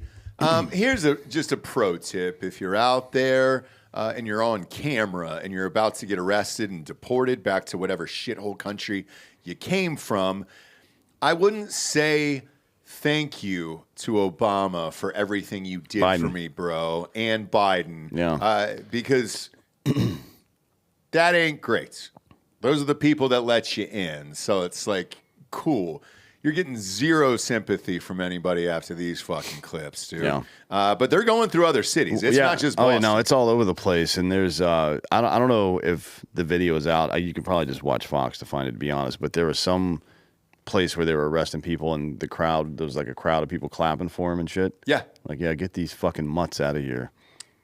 It's great. And look, Also, Bortak has been active. So there was a shooting at one of the near one of the border crossings somewhere in the Southwest today. Cartel people were taking pot shots at civilians or some shit, and then Bortak went down there. Bortak are operators. Oh yeah, they're fucking intense, dude. Rocco, yeah, was a Bortak agent. They're intense. Yeah, so they're my buddy Clay Martin. He's a good follow on Twitter. He talks a lot of shit, funny, trolls people a lot. He was like, What exactly are you supposed to tell the doctor when you do have an erection that lasts over 4 hours? I'm asking for my Border Patrol friends. Because they've been, like the floodgates are opened. Yeah. It's time to do things. They can do anything they want. Yeah. What was it, like the number dropped to like 647 people that tried to do it? No. 200. Was that it? It was like 208. No shit, dude. No, I'm sorry. That's the amount of people they arrested. Okay. Yes, sir. On day one, it was 208 people. On day one, they arrested all gang members. Yes. But I'm talking about the border trying to come over. Yeah, at the border, it was like less than 1,000. Yeah. It's like 647 or something. And like then Rubio signed an order, or was it Rubio? Somebody signed an order shutting down the border completely. Like there's nobody can come across, no non-citizen can come across the southern border right now. Great. 0 of them. Great. Yep. Even better. And another one of your predictions came true at the inauguration, where you said that Trump, day one was going to shut all this shit down and start with the bad dudes first, right? Yeah. It's exactly what they're doing. So right now, all these ICE raids, they're going after like the violent criminals. They're not going after the guy who's working at the fucking handy shop down the street. No, but if the guy that's working at the handy shop down the street is buying dope off one of the fucking Trinidad rival guys, he's getting rolled up too, and he's fucking gone. Correct. And so one of these raids today, the gang members that got arrested, they were like, "Hey, what the fuck are you two doing here? Why don't you come with us?" Well, I got a random text message on Monday when I was at the airport. And it was for one of these people that cut down trees or whatever, one of these companies around here. I don't know what they do. And she's like, "Oh, you got any interest in blah, blah, blah?" I'm like, let me ask you a question. Do you guys employ illegal immigrants like every other fucking company around here? And she goes, "Oh, we follow all the laws." I'm like, "Good. So you wouldn't mind me checking their IDs when they got here?" What was the response? There was no response to that. Yeah, probably not. Probably not, but everybody's on notice. It has started. I am shocked how quickly everything is transpiring here. Because, man, to go into individual apartments and all this other shit and find these people, like, if it's that fucking easy, what the fuck were we doing the last 4 years? You know what Hanlon's razor is, right? Yeah. It says, "Don't imply malice where incompetence will suffice." There is a level of incompetence that is intentional, right? And it betrays, and it really betrays the fact that this was intentional, in my opinion. Like there's even today, they're fucking whining. People are up at like that Prayal Chapel, whatever her fucking, that one stupid squad bitch was talking about. Oh, fucking if illegal immigrants get even charged with a crime, they get deported. That would have affected my mother. Why? Was your mom stealing shit? Yeah, she was stealing. So get the fuck out. Yeah, you're gone. Bye. Like, were you trying to get me to feel bad for it? And then these other cunts are like, "Oh, so many kids are going to fucking get separated from their parents." There are 300,000 children that have come through your fucking system that are now being sex trafficked all over America. You didn't give a fuck about it, right? I don't want to hear about this separation bullshit. Yeah. Fuck you. And it's like, what are you bitching about? Yeah, it was so it's Ilhan Omar. So Congressman Ilhan Omar has reintroduced the Neighbors Not Enemies Act, which aims to repeal the Alien Enemies Act of 1798. Yeah. It was a John Adams thing. Okay. So that was part of 2 bills that he passed. That one and the Aliens and Sedition Act, which was un-American, in my opinion. Like, the Alien and Sedition Act essentially criminalized any kind of shit-talking towards the government. Okay. John Adams was not a good president, to be clear. But yeah, the Alien Act was fine. It allows us, for the first time in the country's history, and granted, he was the second president, so it was 12 or 8.5 or so years, I think, and maybe 10 years in, where they determined what citizenship was, and then, which there's going to be a fight over that now, over the 14th Amendment too, right? That's coming soon. A federal court just adjudicated something in Seattle today, I believe. striking down Trump's executive order that would end birthright citizenship. So that's got to go through the processes now. But yeah, that Alien Act is just like, hey, you don't have the right to be here, basically. Yeah. That's it. Sorry about it. You're gone. Yeah, you weren't born here. You don't have the right to be here. You got to get the fuck out of here. Another thing you said that came true, another prediction you made was that Trump on day one would classify the cartel in Mexico as a terrorist organization. He did that as well. And then, Bob, check your DMs here. We've got Ilhan Omar's statement on this 1798 act here. I just want to hear what she says. Turn this up. It is hard to imagine anything more un-American than that. Volume. The Trump administration's immigration policy is a threat to immigrants like criminals. America is too great to fall prey to Donald Trump's anti-immigrant agenda. We need to restore basic humanity to our immigration system, and that starts with repealing the Alien Enemies Act. Fuck off, dude. You can fuck right off. Who is this old Asian woman next to her, by the way? That's that dipshit congresswoman. Yes, but I don't know her name. From yeah. Hegseth's confirmation, right? Yeah. She didn't know anything. No. Or was it Hegseth? Who was it? Whose confirmation was it? It was Hegseth. It was Hegseth. Yeah, she's from Hawaii. She's a dipshit. From Hawaii. God, that lady's such a fucking cunt. Yeah, she is not smart. It's crazy. It's absolutely fucking crazy. But she keeps popping up everywhere, and it's getting fun. Like I'm every 10 seconds, I feel like something's popping up. Hegseth got confirmed an hour ago, I think. Did he? Yeah. Is that true? Can you confirm that real quick? I think it was like 51-49 or something. Yeah. Let's see here. Yeah. I have Murkowski voting against him from 3 hours ago. This was an hour ago. You can pull it up on Twitter. He should have got approved like an hour ago. Okay. It may have gone out of committee an hour ago. Yeah. I don't know if he got confirmed or not. It'll be confirmed. Has gone through as of an hour ago. Yeah. But these are all like MAGA accounts. So, I don't know. So it says breaking. No, I got a good one here. It says Pete Hegseth has the 51 votes to be confirmed as Secretary of Defense. So he's got the votes to do it. That's easy. What do you think about Bondi? Will she get the votes? I hope not. I haven't heard anything too negative. She Kash will. Patel is the one there. Kash Patel, I heard in Tulsi, they're going to go the hardest against. Good. Cash will be fine. I know. He is a goddamn Terminator, and Tulsi doesn't deserve the position, frankly. Yeah. As a matter of fact, FISA just got struck down in court recently, yesterday. We can talk about that later. For sure. Because I'd like to hear more about that, because that was a big issue that came up in some of these confirmation hearings. Next up, MBS Invests in America. Donald Trump's first phone call with foreign leader on Wednesday was with Saudi Crown Prince Mohammed bin Salman. Or Salman? Salman. I mean, I would like some salmon. Same here, but is it salmon or salam? I don't know. Salam alaikum. Probably that's Salmon. Whatever, dude. I don't fucking speak it. All right. He made a hefty and incredibly unlikely pledge of investment. MBS told Trump on the call that the country hopes to expand trade and investments with the United States by $600 billion, reports Bloomberg. Citing the Saudi state media, MBS reportedly said that his country was eager to take advantage of investment opportunities in the Trump administration that they're creating, saying that they could result in an unprecedented economic prosperity together. But MBS's investment pledge has a stratospheric amount representing close to 55% of Saudi Arabia's gross domestic product, and the country is currently posting fiscal deficits due to its multi-year Vision 2030 plan, which seeks to diversify the country's economy.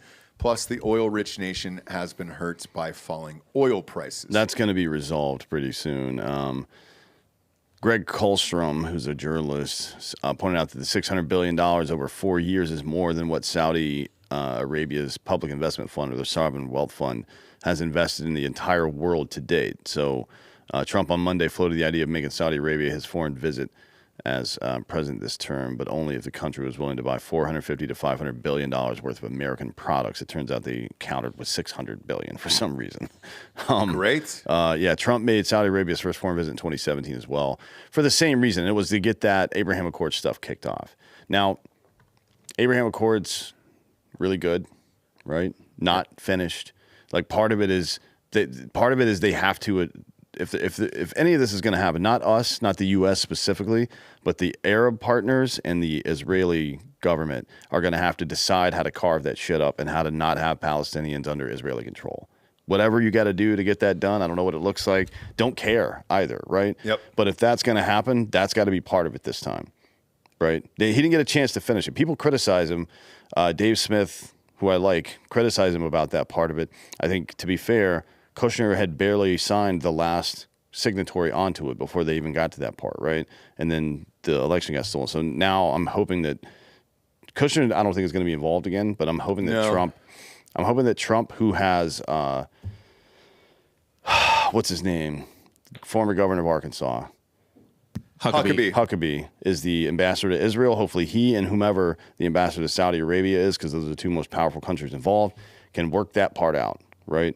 And part of it is going to have to be that the Arabs are going to have to police the Palestinian terror bullshit, not the Jews. That's the only way it will ever work, right? Yeah. And again, I don't give a fuck. They all blow each other up. That's one less thing I've got to see in my Twitter feed, frankly, right? It'd be sad. The loss of life would be sad, but I don't give a fuck. Yeah. It's not me. It's not my country. Don't care. Right. But yeah, if he's going to do it this time, that needs to happen. And having Saudi Arabia as a strong political partner and economic partner is one of the ways to do that, frankly. Yeah. And I've been saying this for the last year. MBS is desperately trying to drag that country into modernity and get rid of that fucking Israel-Palestine problem. They should. Yeah. They should. Because tourism-wise, everything else-wise, it'd be great. Also, we need a sovereign wealth fund now. Yeah. We talked about it in yesterday's show. Fucking, was it Norway? Who is it? Norway's got a 1.7 something trillion dollar sovereign wealth fund. Yeah. You know what a sovereign wealth fund really does? It makes every citizen of the country a shareholder in the country's economy. Mm-hmm. To some degree you are now, because you get hit with inflationary stuff, taxes, interest rates on loans and things like that. But this makes you a beneficiary. Yeah.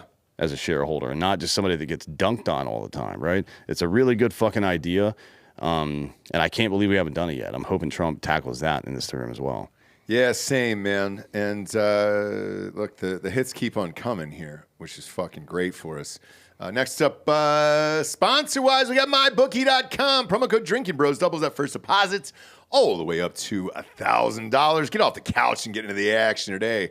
MyBookie.com. Man, we won a lot of money this year. And congrats to the Ohio State University on their national championship. We won all the things. 10-1 straight up in spreads, 11-0 in teasers for all of the college football playoffs. Couldn't have gone better. Big games this weekend, though. In the NFL on Sunday, conference championships winners go to the Super Bowl. I've got Eagles -6.5.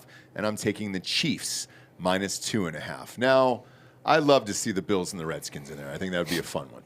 I'm tired of seeing the Eagles and Chiefs. But well, let's you guys. I was gone for the NFL show. Who did everybody pick for these games? Same. We all picked the same. Eagles and Chiefs. No. Somebody picked the Bills. Eagles, Bills for me. Oh, that's right. For Bills for you. Commanders. We don't say it right. Redskins, There you Chiefs. go. Thank you. Commies. You can say you can say whatever liberal shit you want, Bob. We're not going to tolerate that. I'll fucking blow smoke signals in this goddamn place. Sorry, you don't want to. Yeah, I think I kind of think the Redskins are going to win. I hope so. But wouldn't that be funny? Shutting down You're a Saquon. hater, dude. Saquon Barkley is the best player remaining in the playoffs right now. Yeah. The best. Well, Nope. Mahomes. Nope. He's the best. He's the best. Saquon is the best. He's the best that's currently performing the best, right? And the second best is Jaden Daniels. Yeah. But Mahomes in any kind of tough situation, You're right. How do you bet against that asshole? Pulls himself out of well, it. Well, he pulls himself halfway up, and the refs pull him the rest of the way. And he's getting the calls too at the end of that. Yeah. We'll see what Jaden Daniels does against a real defense, though. Yeah. He's done well against good defenses this year, but Philly's got a good one. I know, and that's why I picked the Eagles minus 6.5, and I've got Chiefs minus 2. And I called this in the pre-prediction show on the NFL show with Derek Wolf. I said it was as unsexy as a pick as it. We're getting Eagles, Chiefs, and then Chiefs will win again for the three-peats. Taylor Swift. To be fair, right now I'm happy because if any of the teams win, I'm good. Philly, I like Philly. I love Saquon. I would love to see him win one. I fucking love the Redskins. That's my Redskins are kind of my team. Kind of your favorite team, yeah. Chiefs would make history, and the Bills have never won before. Yep. That would be historic for them. I would love that because Bills fans are fucking awesome. There's no bad outcome now for me. Yeah, me neither. Like any of these four is good, and I'm fine with it. The one thing that we didn't talk about on the show though was it would be Bills fans and Philly fans in New Orleans. How many fucking fights would there be in the streets? There would be some fights for sure. Yeah. Holy shit. Yeah, dude. Bills fans aren't really the fighting kind. They fight themselves. And I don't mean each other. I mean literally themselves. They have never won. I mean, it's going to get violent in that stadium. If Buffalo wins the game, there's a decent chance that city burns to the ground. So hopefully the snow stays because they got a foot of fucking snow. They get a foot of fucking snow. I think we'd find common ground. I don't know if we'd fight each other. We'd fight Chiefs fans for sure. Yeah. Yeah, but Philly Redskins would be good for a Super Bowl. Well, Philly Redskins is on Sunday. I know. So, yeah. I know. That would be a good Super Bowl, though. Oh, if it was the final game? Because if it was the final game, there would definitely be some fisticuffs there. I don't think for the NFC Championship it'll break out. But if it was the actual Super Bowl, there would be definitely some fights. Tickets are high on DrinkinBrosTickets.com for that Philly game. The other game's cheap. The Chiefs game is cheap. If you want what were you saying, Delco? I beat the shit out of some people from Maryland. Maybe. I don't know. You don't want to blow your wad 2 weeks in advance. Well, let me ask you because you don't want to be in jail for the fucking Super Bowl. Well, put yourself on camera there because you got the Eagles gear on there. I've been wearing Eagles gear all week. Yes. Yeah, but not all year. I'm a big fan of the beanie, by the way, the old school one. That's one of my faves. Are you nervous about the Redskins game? No. Like for real, as a fan? No. Because like going into that Notre Dame game on Monday night, I felt nothing. Like I was so confident I felt nothing. For real. Is that the same way you feel about the Redskins? Yeah, we just got to hand the ball off. That's what I think too. I think the Eagles win easily. I mean, you can't stop the Bills-Chiefs game is going to be tight, but I think the Eagles are in. I don't know for sure. I mean, the Eagles have the best interior defense in football. There's no question about that. I know. And the thing that makes Daniels dangerous is, I mean, he's a great passer in my opinion. Right? He's still young, so he's stupid. He does stupid stuff sometimes. But instincts are good. But being able to run like that helps. Having Brian Robinson helps. If they shut down the run game for the Redskins in the first half, it's going to be a problem. The danger is, take Notre Dame. Like, Notre Dame thought they could actually win, and I was like, fuck off. But with the Redskins, they know they're playing with house money. Like, this is a rebuilding. It was supposed to be a rebuilding year. They got a rookie quarterback. When's the last time the last time a rookie quarterback won the title? Was Roethlisberger, right? Never. No rookie never quarterback has ever. No, I thought Roethlisberger was a rookie. Nope, he did not. No, he made the championship game, I think, when he was a rookie. But it has never happened in the history of the NFL. So that would be a cool. It's story not. Well, that would be cool, but it ain't gonna happen. I know, but it's fun. They might be able in some world pick off the Eagles, but they're not doing that and Bills or Chiefs. It'd be fun. Back-to-back weeks. It'd be fun. So look, I know everybody's going to parties, house parties, having parties, all that other shit. Grab some Hard AF Seltzer. Bet on it at mybookie.com. Use that promo code DrinkinBros to double that first deposit all the way up to $1,000 and bet on the games. I feel like every dad at all these things, these functions I go to in the neighborhood and stuff, everybody's betting on the fucking game on their phone, dude. And it's fun because you're really into it. Yeah. You're really into it. So, yeah, my bookie rocks, dude. I'm sorry how much I've won. Now there's some more breaking news. The Department of Justice has issued a directive to all 93 U.S. attorney offices across the country to start prosecuting any state or local actor or official who interferes in federal law enforcement regarding immigration. Great. And all of other Trump's directives to include DEI stuff. Yeah, dude. Because you notice they started changing it, the titles? Oh, yeah. DEI, it's like, we're no longer the DEI program, we're the head of social programming network things, and you're just like, whoa, what the fuck is that title? All of this is really fun. So is the next one. Is another prediction that Dan made last year. Ross Ulbricht, pardoned. On his second day back in office, President Donald Trump issued a full pardon to Ross Ulbricht, the founder of the dark web marketplace Silk Road. Trump had pledged to free Ulbricht as part of his raft of promises made to the cryptocurrency community on the campaign trail. He also said this at the Libertarian event, by the way, as well. Yeah.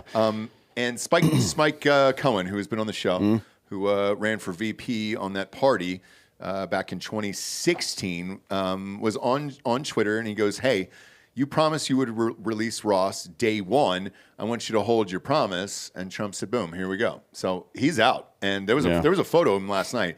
If you can pull it up, walking out of prison, Bob. The president announced the move in a post on Truth Social, saying that he called Ulbricht's mother to inform her that it was his pleasure to sign the pardon in honor of her and the libertarian movement, which supported me so strongly. Libertarian activists have long argued Ulbricht's sentence was an example of government overreach. Ulbricht was once better known by his online pseudonym, Dread Pirate Roberts, a character from the film Princess Bride. And in 2011, he founded Silk Road, an online exchange that enabled users to anonymously buy and sell legal goods and services with Bitcoin and other virtual currencies. It allowed users to anonymously buy goods and services, legal or otherwise. This says illegal. I know what it says, but there was also a lot of legal transactions on there. It's none of your fucking business what I'm doing. There was. So the case appealed to the sector because Silk Road was the first example ever of Bitcoin's ability to bypass government censorship and government regulation. That's why he got hammered. It had nothing to do with the fucking murder for hire or the drugs or the trafficking or any of that bullshit. Nothing to do with any of that. Because let's be really clear about something. Pornhub and Visa have been found jointly liable for literal human trafficking. So is Facebook. Right? For literal human trafficking. Facebook is the #1 piece of technology used on Earth to traffic human beings, particularly women. Not once have any of the founders or executives from any of those three companies, and there's more companies than just that, but any of those three major companies have been even charged with a crime. They get called before Congress like, hey, what the fuck? And they're like, oh, we're sorry. And they're like, yeah, you better quit it, right? But because this guy used crypto to do it, they got to throw him in prison for fucking 2 life sentences plus 40 years. His conviction and sentencing was a message to anyone who steps out of line. Like, we get our money. We get our fucking money, right? Remember, keep in mind, we fought a war over this shit back in the day. And another key point here, and I want people to remember this shit. This is for libertarians. I sincerely hope that you've learned the lesson that was just taught to you. And that is that your power isn't as some political party running candidates for office. That is not where your power is. Your power is as a de facto swing state. In every election moving forward, 23% of the electorate is libertarian. And according to a Gallup poll, well, it's 17 to 23%. That is I think the second largest minority group in the country to Latinos. Yep. I think. It might be, I don't remember what Latinos are. Well, Latinos actually might be 18%. So it might be the largest minority group that exists in the country right now. That is an immense amount of power. And you just saw it. You fucking saved a dude's life using that power.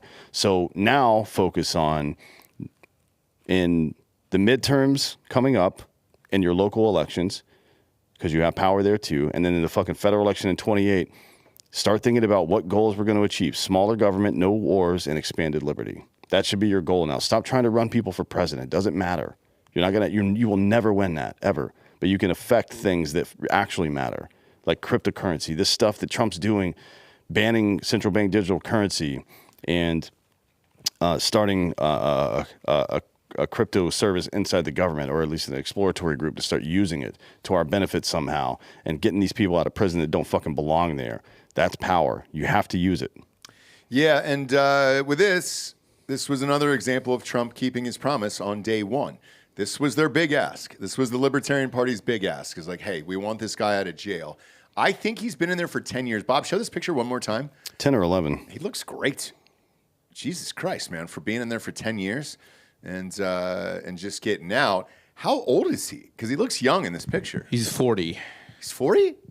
Yeah, he's 40 now. He spent 10 years working out. Bob. That's not really how it goes, you know? I'm trying to see what jail he was in? What level of jail he was in. Yeah. You think he was in a fun one? A fun, flirty one, like Just a Martha playing Stewart one? Tennis every day, yeah. Pickleball? Some shit like that. Regardless, though, the string that, the fucking heater that Trump's been on for all this shit, like in doing it and keeping his promises, has been pretty fucking impressive. Yeah, we've got some things to accomplish. I mean, we got to get the economy turned around. He signed an executive order that directs all federal agencies to start relieving the financial stress on individual people, right? And that's going to come in a lot of forms. A big part of it is going to be every branch of the federal government, every agency of the federal government now has an edict to get rid of wasteful regulation. Stuff that gets in the way of building homes, stuff that gets in the way of producing products, like, oh, you can't use that ingredient in your product, or you can't use that container for it anymore. So we talked about this with Anson the other day. Yep. This is what happens. The company says, okay, they fucking change their product, it costs more money, and they pass it on to the consumer. Fuck you. Yep. No more of that stuff. There's a lot of different fucking bullet points that happen in there, but that's a big thing, right? We have to do that. We have to... I don't know if it's going to be an executive order, but my understanding is he's going to demand that the interest rates be lowered now, right? This keeping the interest rates higher to force a near recession to correct inflationary costs has not worked. No. It's been going on for 3 fucking years. It has not worked. Time to move on to the next thing, which is to give people back their own money so they can invest it themselves. That's the second stage of this, and it needs to happen right now. That's another thing that needs to happen. This stuff that we talked about with Saudi Arabia, Israel, Abraham Accords, that needs to fucking happen. And then we've got to bring, this is being spread through the news media right now. It's kind of a breaking report. Trump requested an immediate audience with Putin, and Putin was rushed back at midnight, Moscow time, to the Kremlin to have a conversation with Trump right now. Okay, great. So this is something I wanted to bring up because that was another thing a listener DM'd me about. Did you see the speech with Zelensky yesterday? Where he was asking about getting fucking U.S. troops? Yes, he said. I want U.S. troops on the front line. Yeah, and I want unlimited cocaine with no side effects. Vlad, yeah, get fucked. Sorry, bud. So how do you think that shakes out, and how quickly do you think that deal gets done? I think it's done, what day is it? Thursday. I think it's done by mid-February, before Valentine's Day. I think that's over. That conflict is over. And I think it's going to involve the U.S. sending some money to Russia, frankly, and trying to get guarantees. If I were doing this, frankly, part of what I would be doing is not just trying to get Russia and Ukraine to knock it the fuck off, but also to get Russia to start getting North Korea out of their playbook. Like, nope, isolate them. You don't want to fucking have that crazy asshole around you either. We know it. You're just using it because it's the only person you got left. I think we should, instead of pushing NATO, I think we should try to fucking make Russia an ally. And I know that sounds crazy, but we're doing it with MBS right now. The fucking part of the royal family, he didn't have anything to do with it, part of the royal family that was responsible for 9/11, right? Abraham Lincoln, who is smarter than anybody that's listening to me right now and did better things than any of us will ever do, said famously that if I've made my enemy my friend, have I not defeated him? That's how you do it. There's no fucking reason. And Trump knows this. This is why the fucking military-industrial complex hates him so much. Russia is and always has been a paper tiger held up by our fucking neocon war hawks just so they have some reason to steal your money and give it to their friends in the military complex. That's what it's always been about. Russia has never been a threat to us, ever. They don't have the fucking money to be a threat to us. That's just how it is. They're fucking Kmart, right? And we're Walmart. That's just how it is, right? So Trump knows this, and he's going to push this down the line. And I think we need to start forget about Russia, Ukraine. That's something to do, sure, but forget about that. We need to bring Russia into our economy somehow, right? We need to not into like the U.S. specifically, but they need to be benefiting from our economy, and we need to be benefiting from theirs, right? So there's no reason for the infighting bullshit. Sure, we're going to keep spying on them, and they're going to keep spying on us. Sure, we're going to disagree sometime, just like people do. But this bullshit, we need to be competing with each other as well because it keeps fucking everything right. Right. But this idea that we need to be adversarial with them is fucking nonsense. Their culture is so much closer to ours than most of the other cultures that we deal with, right? That's just true. It's fucking true. So I think that should be a priority. And the last thing is we got to bring Europe to heel. Like this fucking Muslim bullshit they got going on with it, that's got to go. Yeah, but then you got to get all those assholes either to agree with it or get them out of there. And the problem is, you take this Keir Starmer guy. He's gone. Get him. His days are fucking numbered. Get him the fuck out of there. I agree with you on Russia. What I would like to see is also get out of NATO. Save $86 billion. Yeah. Get the fuck out of NATO. See you later. We're all good. We don't need it. Unless we're being invaded, who gives a fuck? And to your point about Russia, if we teamed up with Russia, we team up with China. Yep. Sign a treaty with Russia where they don't even fucking ingress into any fucking country anywhere. Forget about NATO, but any country. You don't invade anybody, right? And as a result of that, we will fucking help you rebuild Nord Stream 2. We'll help you get your ONG down to Europe because they fucking need it. Yeah. Right? Instead of just like, why are we fighting? And it financially incentivizes their country and the rest of Europe. It's like if you follow this kind of inside baseball, but Apple and Android sue each other every day. They've been suing each other for fucking 20 years now. And Apple will win a $3 billion suit, and then Android will win a $2.5 billion suit, and so on, back and forth and back and forth. And you know what it is? You know who's making money off that? Fucking lawyers. Yep. Apple and Android are losing money. America and Russia are losing, right? And the military-industrial complexes in both countries, those are the ones that are winning. Fuck that shit. It doesn't make any sense. Yeah, I agree with it. Next up, speaking of finances here, we got American Financing on the show. Welcome to the show. I've used these guys, so this was an easy one for me. Go to AmericanFinancing.net/Drinkin Bros. Bob, you can pull that up. This is for the homeowners out there. Look, the inflation's fucking killed the country for the last few years, and a lot of people have driven up high credit card costs and all that other shit. The APR on usually these credit cards is 23 to 28%, and it's unsustainable because you feel like you can never fucking take it down. What you can do is take some money out of your house, consolidate all of it, and then pay this shit off.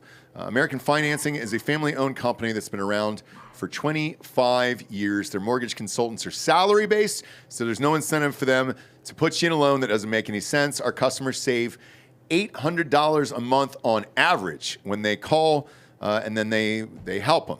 They don't charge you any upfront or hidden fees to find out how much you can save, and you may be able to close on this in as fast as 10 days, and also you may be able to delay up to 2 mortgage payments, creating more savings up front. They've helped hundreds of thousands of homeowners create meaningful savings. If you check out their Google ratings, there's like fucking thousands of them, and they're all really good.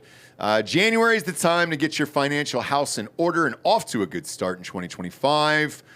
So check out AmericanFinancing.net/Drinkin Bros or call 866-887-2275. Once again, that number is 866-887-2275 to learn how homeowners are saving $800 a month on average. NMLS 182334. You can check them out if you want to look at the background of it at www.nmlsconsumeraccess.org. So, Bob, you always put the link in the audio description there, so I'm assuming AmericanFinancing.net/Drinkin Bros is in there, correct? Yep. In the audio episodes. Just go check, yeah.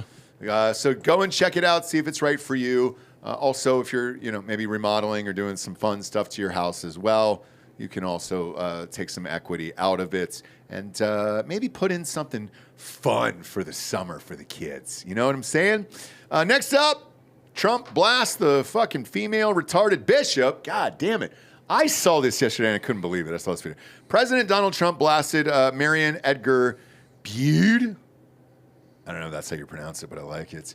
A bishop of the Episcopal Church there in Washington after she directly politically charged remarks towards him during an interfaith service of prayer for the country, the Washington National Cathedral on Tuesday after Trump's inauguration. Bob, you want to pull up this video here? Because it's really funny.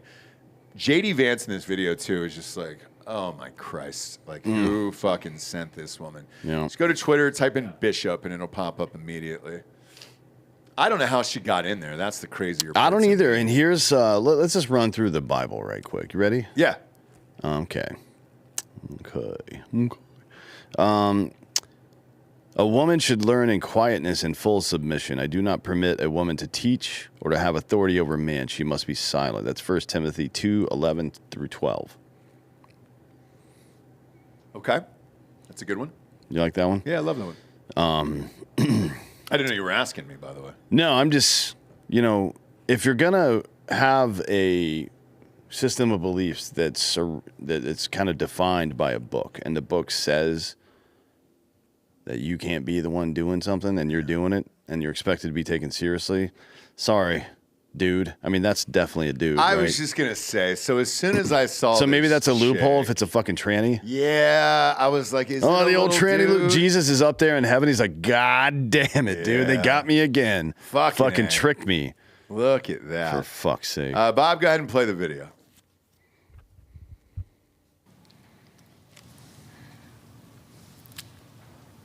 She even paused. Let me make one final plea, Mr. President. Millions have put their trust in you. And as you told the nation yesterday, you have felt the providential hand of a loving God. In the name of our God, I ask you to have mercy upon the people in our country who are scared now. There are gay, lesbian, and transgender children in Democratic, Republican, and independent families. Some who fear for their lives.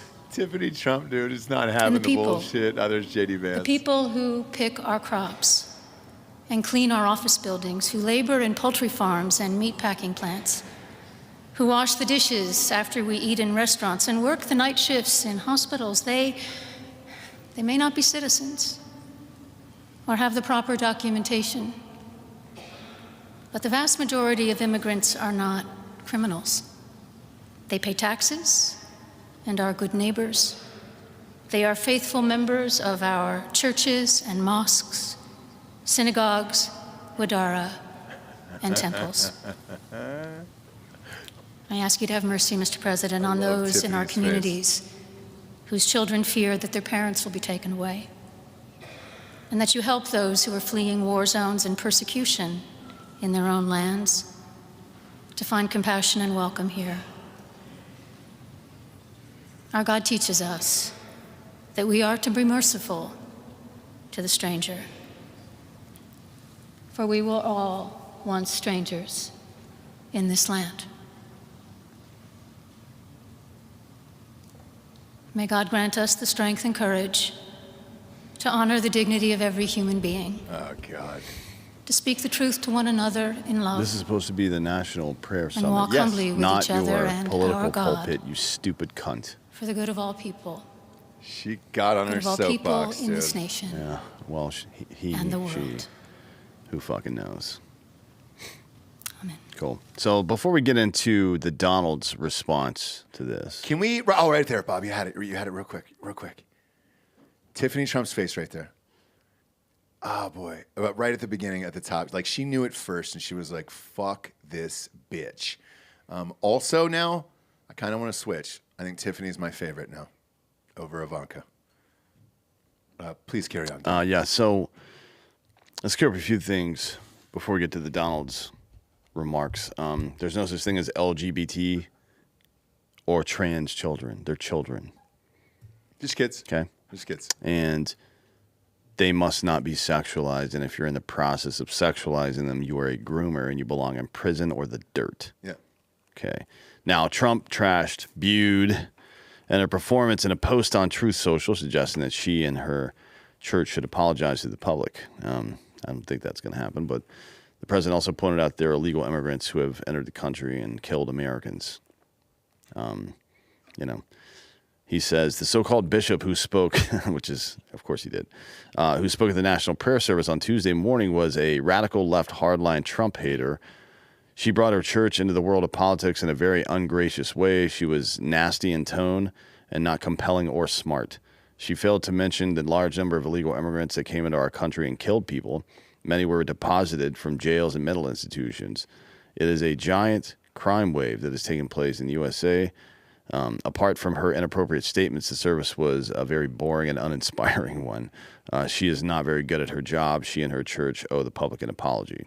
Now, I think we've mentioned this before on previous shows, but this statement, so Trump made statements before or during the 2016 campaign to the effect of rapists and murderers, right? A lot of them are rapists and murderers.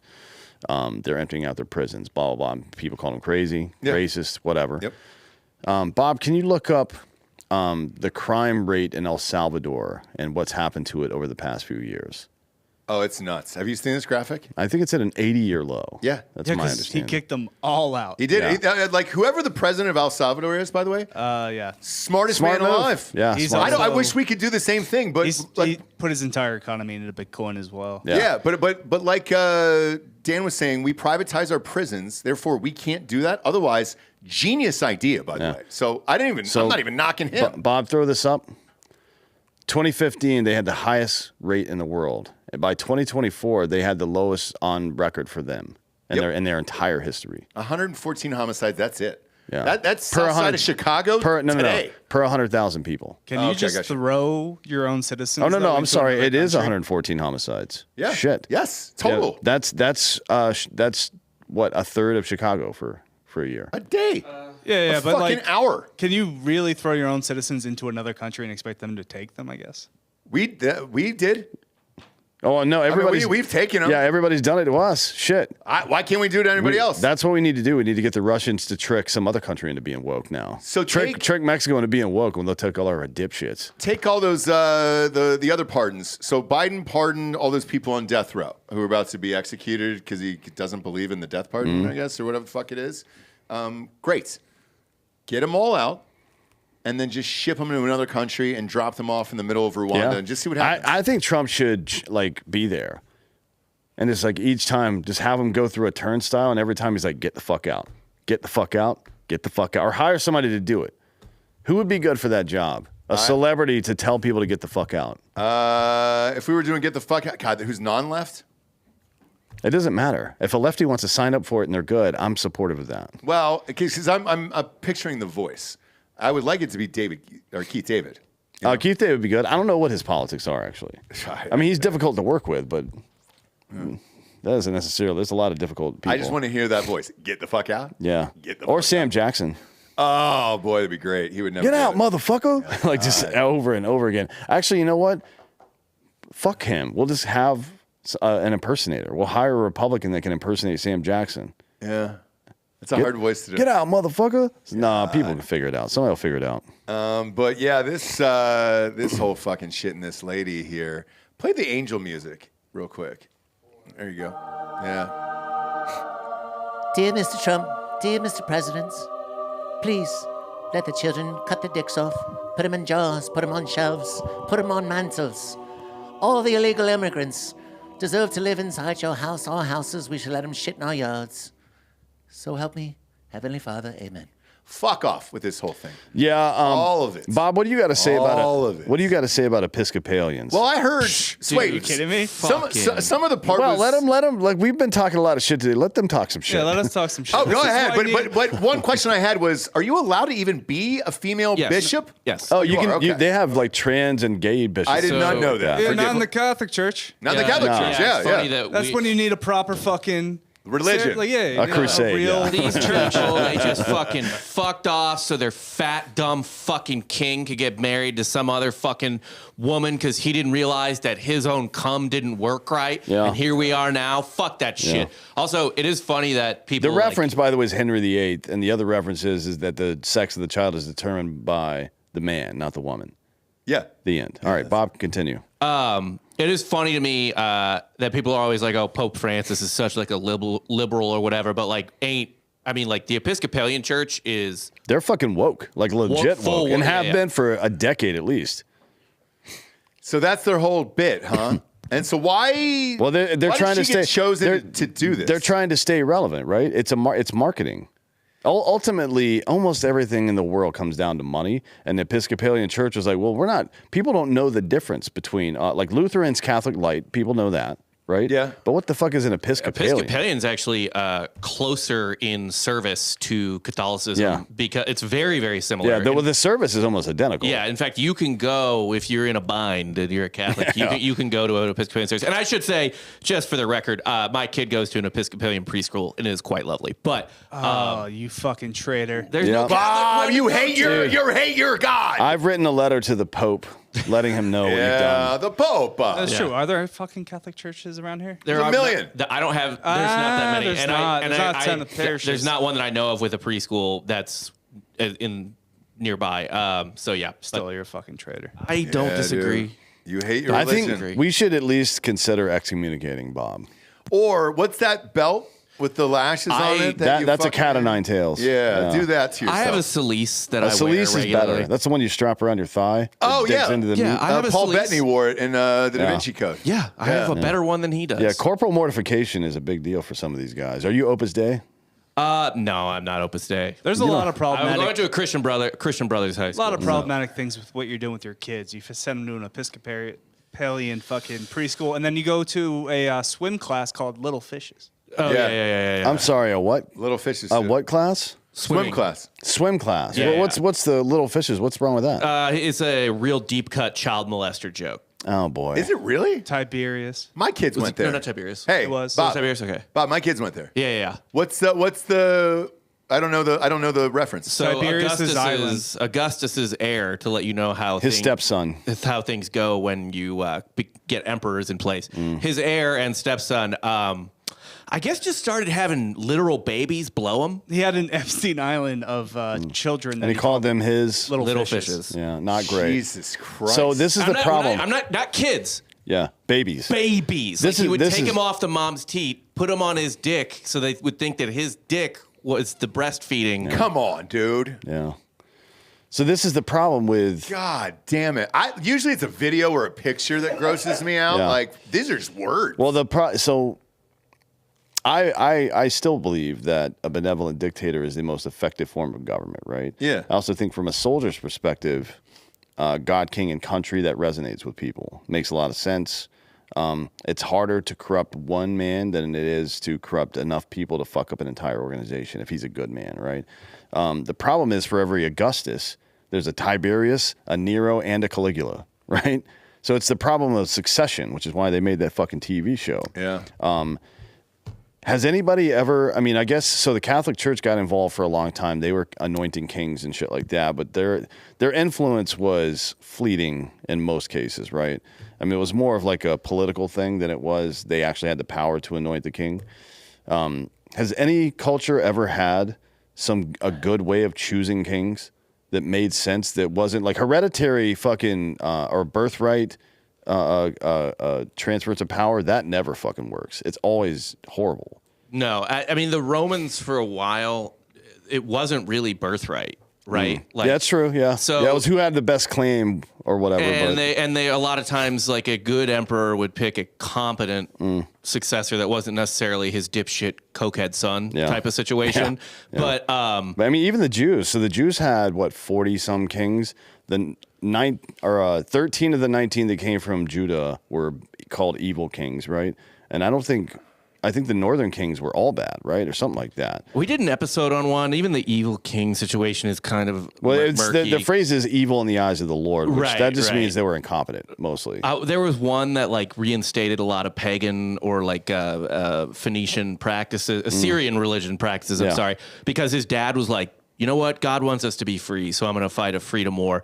But Israel's a backwater shithole, and the Assyrians are one of the most powerful empires of all time, so they just fucked him up. Yeah. And then their son was like, I need to make the Assyrians not mad at us, so I'm going to set up a bunch of temples to their gods. Yeah. And then the Jews were like, man, fuck this guy. Yeah.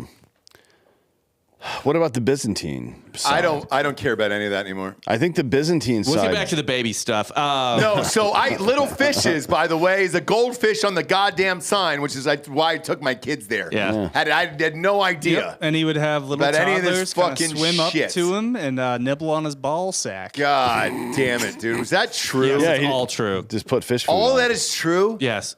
Fucking A, dude. When men were men. What's were men, wrong with people, man? Yes, Romans. When men were men. Mighty Romans, yeah.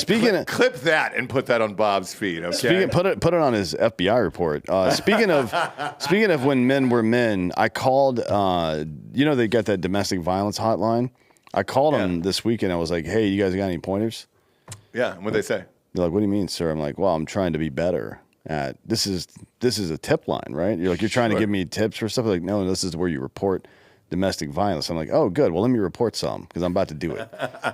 And they hung up on me. So I haven't heard back from them, but I'll let you know how it goes. A nice loud slap would have been awesome. Then you hang up the phone. Yeah. Well, just get like one of those fucking canned hams and take it out of the can and start smacking it. It sounds like human skin. It sure does. It sure does. Next up, FISA loses in court. Better late than never. Last night, a federal district court held that backdoor searches of databases full of Americans' private. Man, you're fucking struggling, dude. Well, we're over 2 hours today. You want to start this whole thing? I will. Let's do it. You said you did what for 2 hours? No, we're over 2 hours today, so let's do it. Yeah. Let's do it. Yeah, start this whole thing over. Bob? FISA loses in court. Better late than never. Last night, a federal district court held that backdoor searches of databases full of Americans' private communications collected under Section 702 ordinarily require a warrant. The landmark ruling comes in a criminal case, United States versus, you want to give me that name? Hide your mommy? Who's your daddy? Hide your mommy? Barjami? Barjami. Whatever, Or Bajamri. God, we need that Indian fucking noise to Yeah. depress. Ding, ding, ding, ding, ding. Yeah. After more than a decade of litigation and over 4 years since the Second Circuit Court of Appeals found that backdoor searches constitute separate Fourth Amendment events and directed the district court to determine a warrant was required. Now, that has officially been decreed. In the intervening years, Congress has reauthorized Section 702 multiple times, each time ignoring overwhelming evidence that the FBI and the intelligence community abuse their access to databases of warrantlessly collected messages and other data.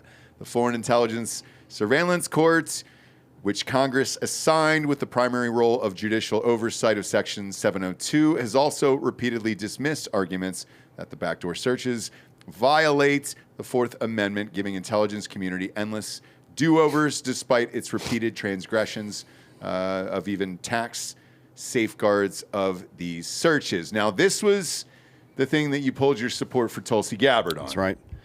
That's right.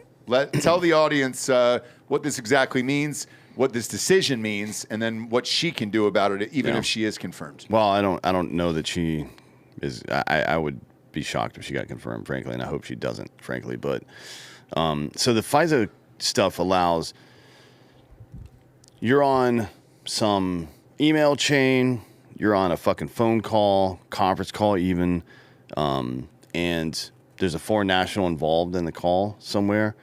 This allows the government to spy on it, but they also are allowed to scrape all your data as well and keep it, right? And then go back and look at it later. And the courts are saying, whatever data you scrape, even if it's inadvertent, you need a separate warrant to go look at it if it's an American citizen, which is the goddamn Constitution, right? That's very simple.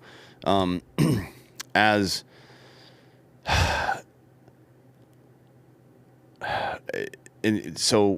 in cases where one side of the conversation is a person on U.S. soil, the data is still collected, which I think needs to be outlawed as well. Like that, you don't have the right to spy on somebody just because they're talking to their fucking family member in England. You know what I mean? That's nonsense. Or Canada, for fuck's sake. Right. Or let's say this. A lot of our friends, Derek was just in Mexico. We were texting with Derek. Uh-huh.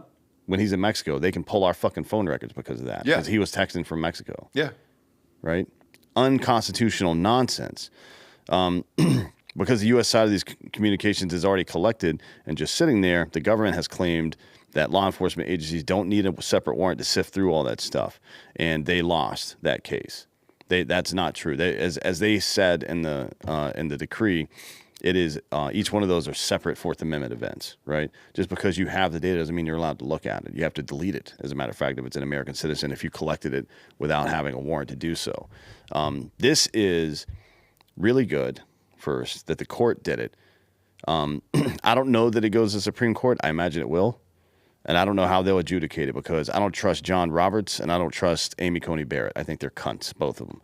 I think they're fucking neocons. I think they are very interested in spying on Americans, and they've shown that in the past. Now, on the other side of this, on the legislative side, which now on the executive branch side because she's out of the Congress, this is really embarrassing for Tulsi Gabbard, in my opinion, who debased herself and bent her morals to gain power in what is now an exercise in futility. Right? Because she didn't have to do it. She didn't have to do it. Right. Right. And did she know that this was coming down? I would have waited to speak on it before this. I don't know, but she was trying to get confirmed. So she'd said, there was a couple of senators, we've talked about them already, a couple of senators who said, you got to support FISA to get my vote. And she said, okay. Yeah. Whether she intended on doing it or not, I don't agree with it, and she doesn't have my support for it, and I hope she doesn't get confirmed. Well, we'll find out. Have they announced the date of hers yet? I know Kash Patel got announced for the 29th. I haven't heard anything. Wait for that. I wish we could go live for that all day. My God, that'd be a blast. January 30th for Tulsi. Oh, so the day after. What calendar date is that? Oh, shit. Next Wednesday and Thursday. All right. God damn, dude. Let's go. Okay. Let's do it. Are those listeners still here or did they bounce? There you go. Yeah. We waited them out. We went long time because we did RPR. We did this today. So, yeah, we went fucking long today. We had J6 Grandma. Yeah, we sure did, dude. We had a lot of people on here. So, look, you at home can submit for Drinkin' Bro of the Week on drinkinbros.com. At drinkinbros.com. Bob, you can pull it up here. Bro boxes. Everybody's still talking about those coolers and the bro boxes. Well, we've got some new stuff up, actually, that just went up today. So, this is FEMA on a milk carton because they're nowhere to be found. You're missing an action. Big fan of this shirt right there. Where is FEMA? And we've got Californians out there. Go ahead and buy as much of that as you will. You can use it. You can use it to put out the fires. This, and they come in a sweatshirt as well. And then there's some Street Gonzo sticker packs as well. Oh, let's see those. If you're going to, go ahead and click on those. If you're going to buy those, make sure you stick them on stuff that you're not supposed to. So get the word out. Some viral marketing for the company. Yeah, I like that a lot.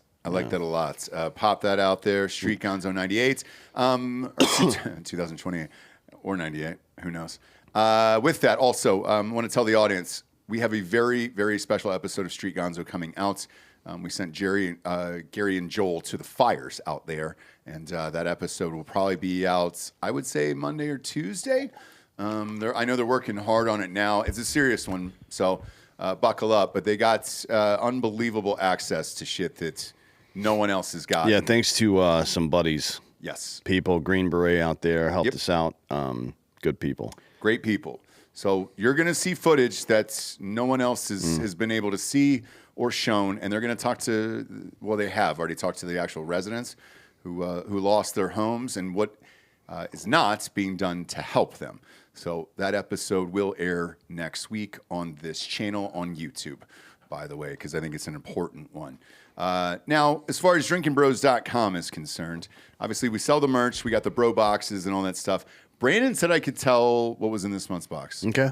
All right. So everybody was stoked about the coolers last month and the T-shirts and all that stuff. I mean, they're going to have it in 7 or 8 days, or 8 or 9 days, I guess. Anyway, so you may as well. Well, they can sign up and get it now. Yeah, you can sign up and for the next probably 20 days or so. So for the Super Bowl and all that fun stuff, we have a Drinkin' Bros charcuterie board in there, which is my favorite, dude.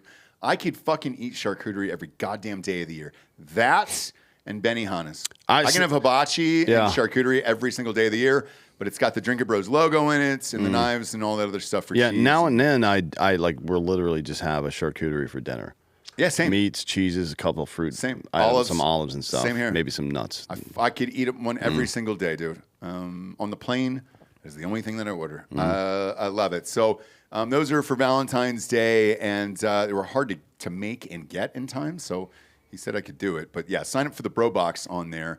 Last 2 months, 3 months, been fucking bangers, dude. So super stoked about that. Also, you can submit for Drinkin' Bro of the Week.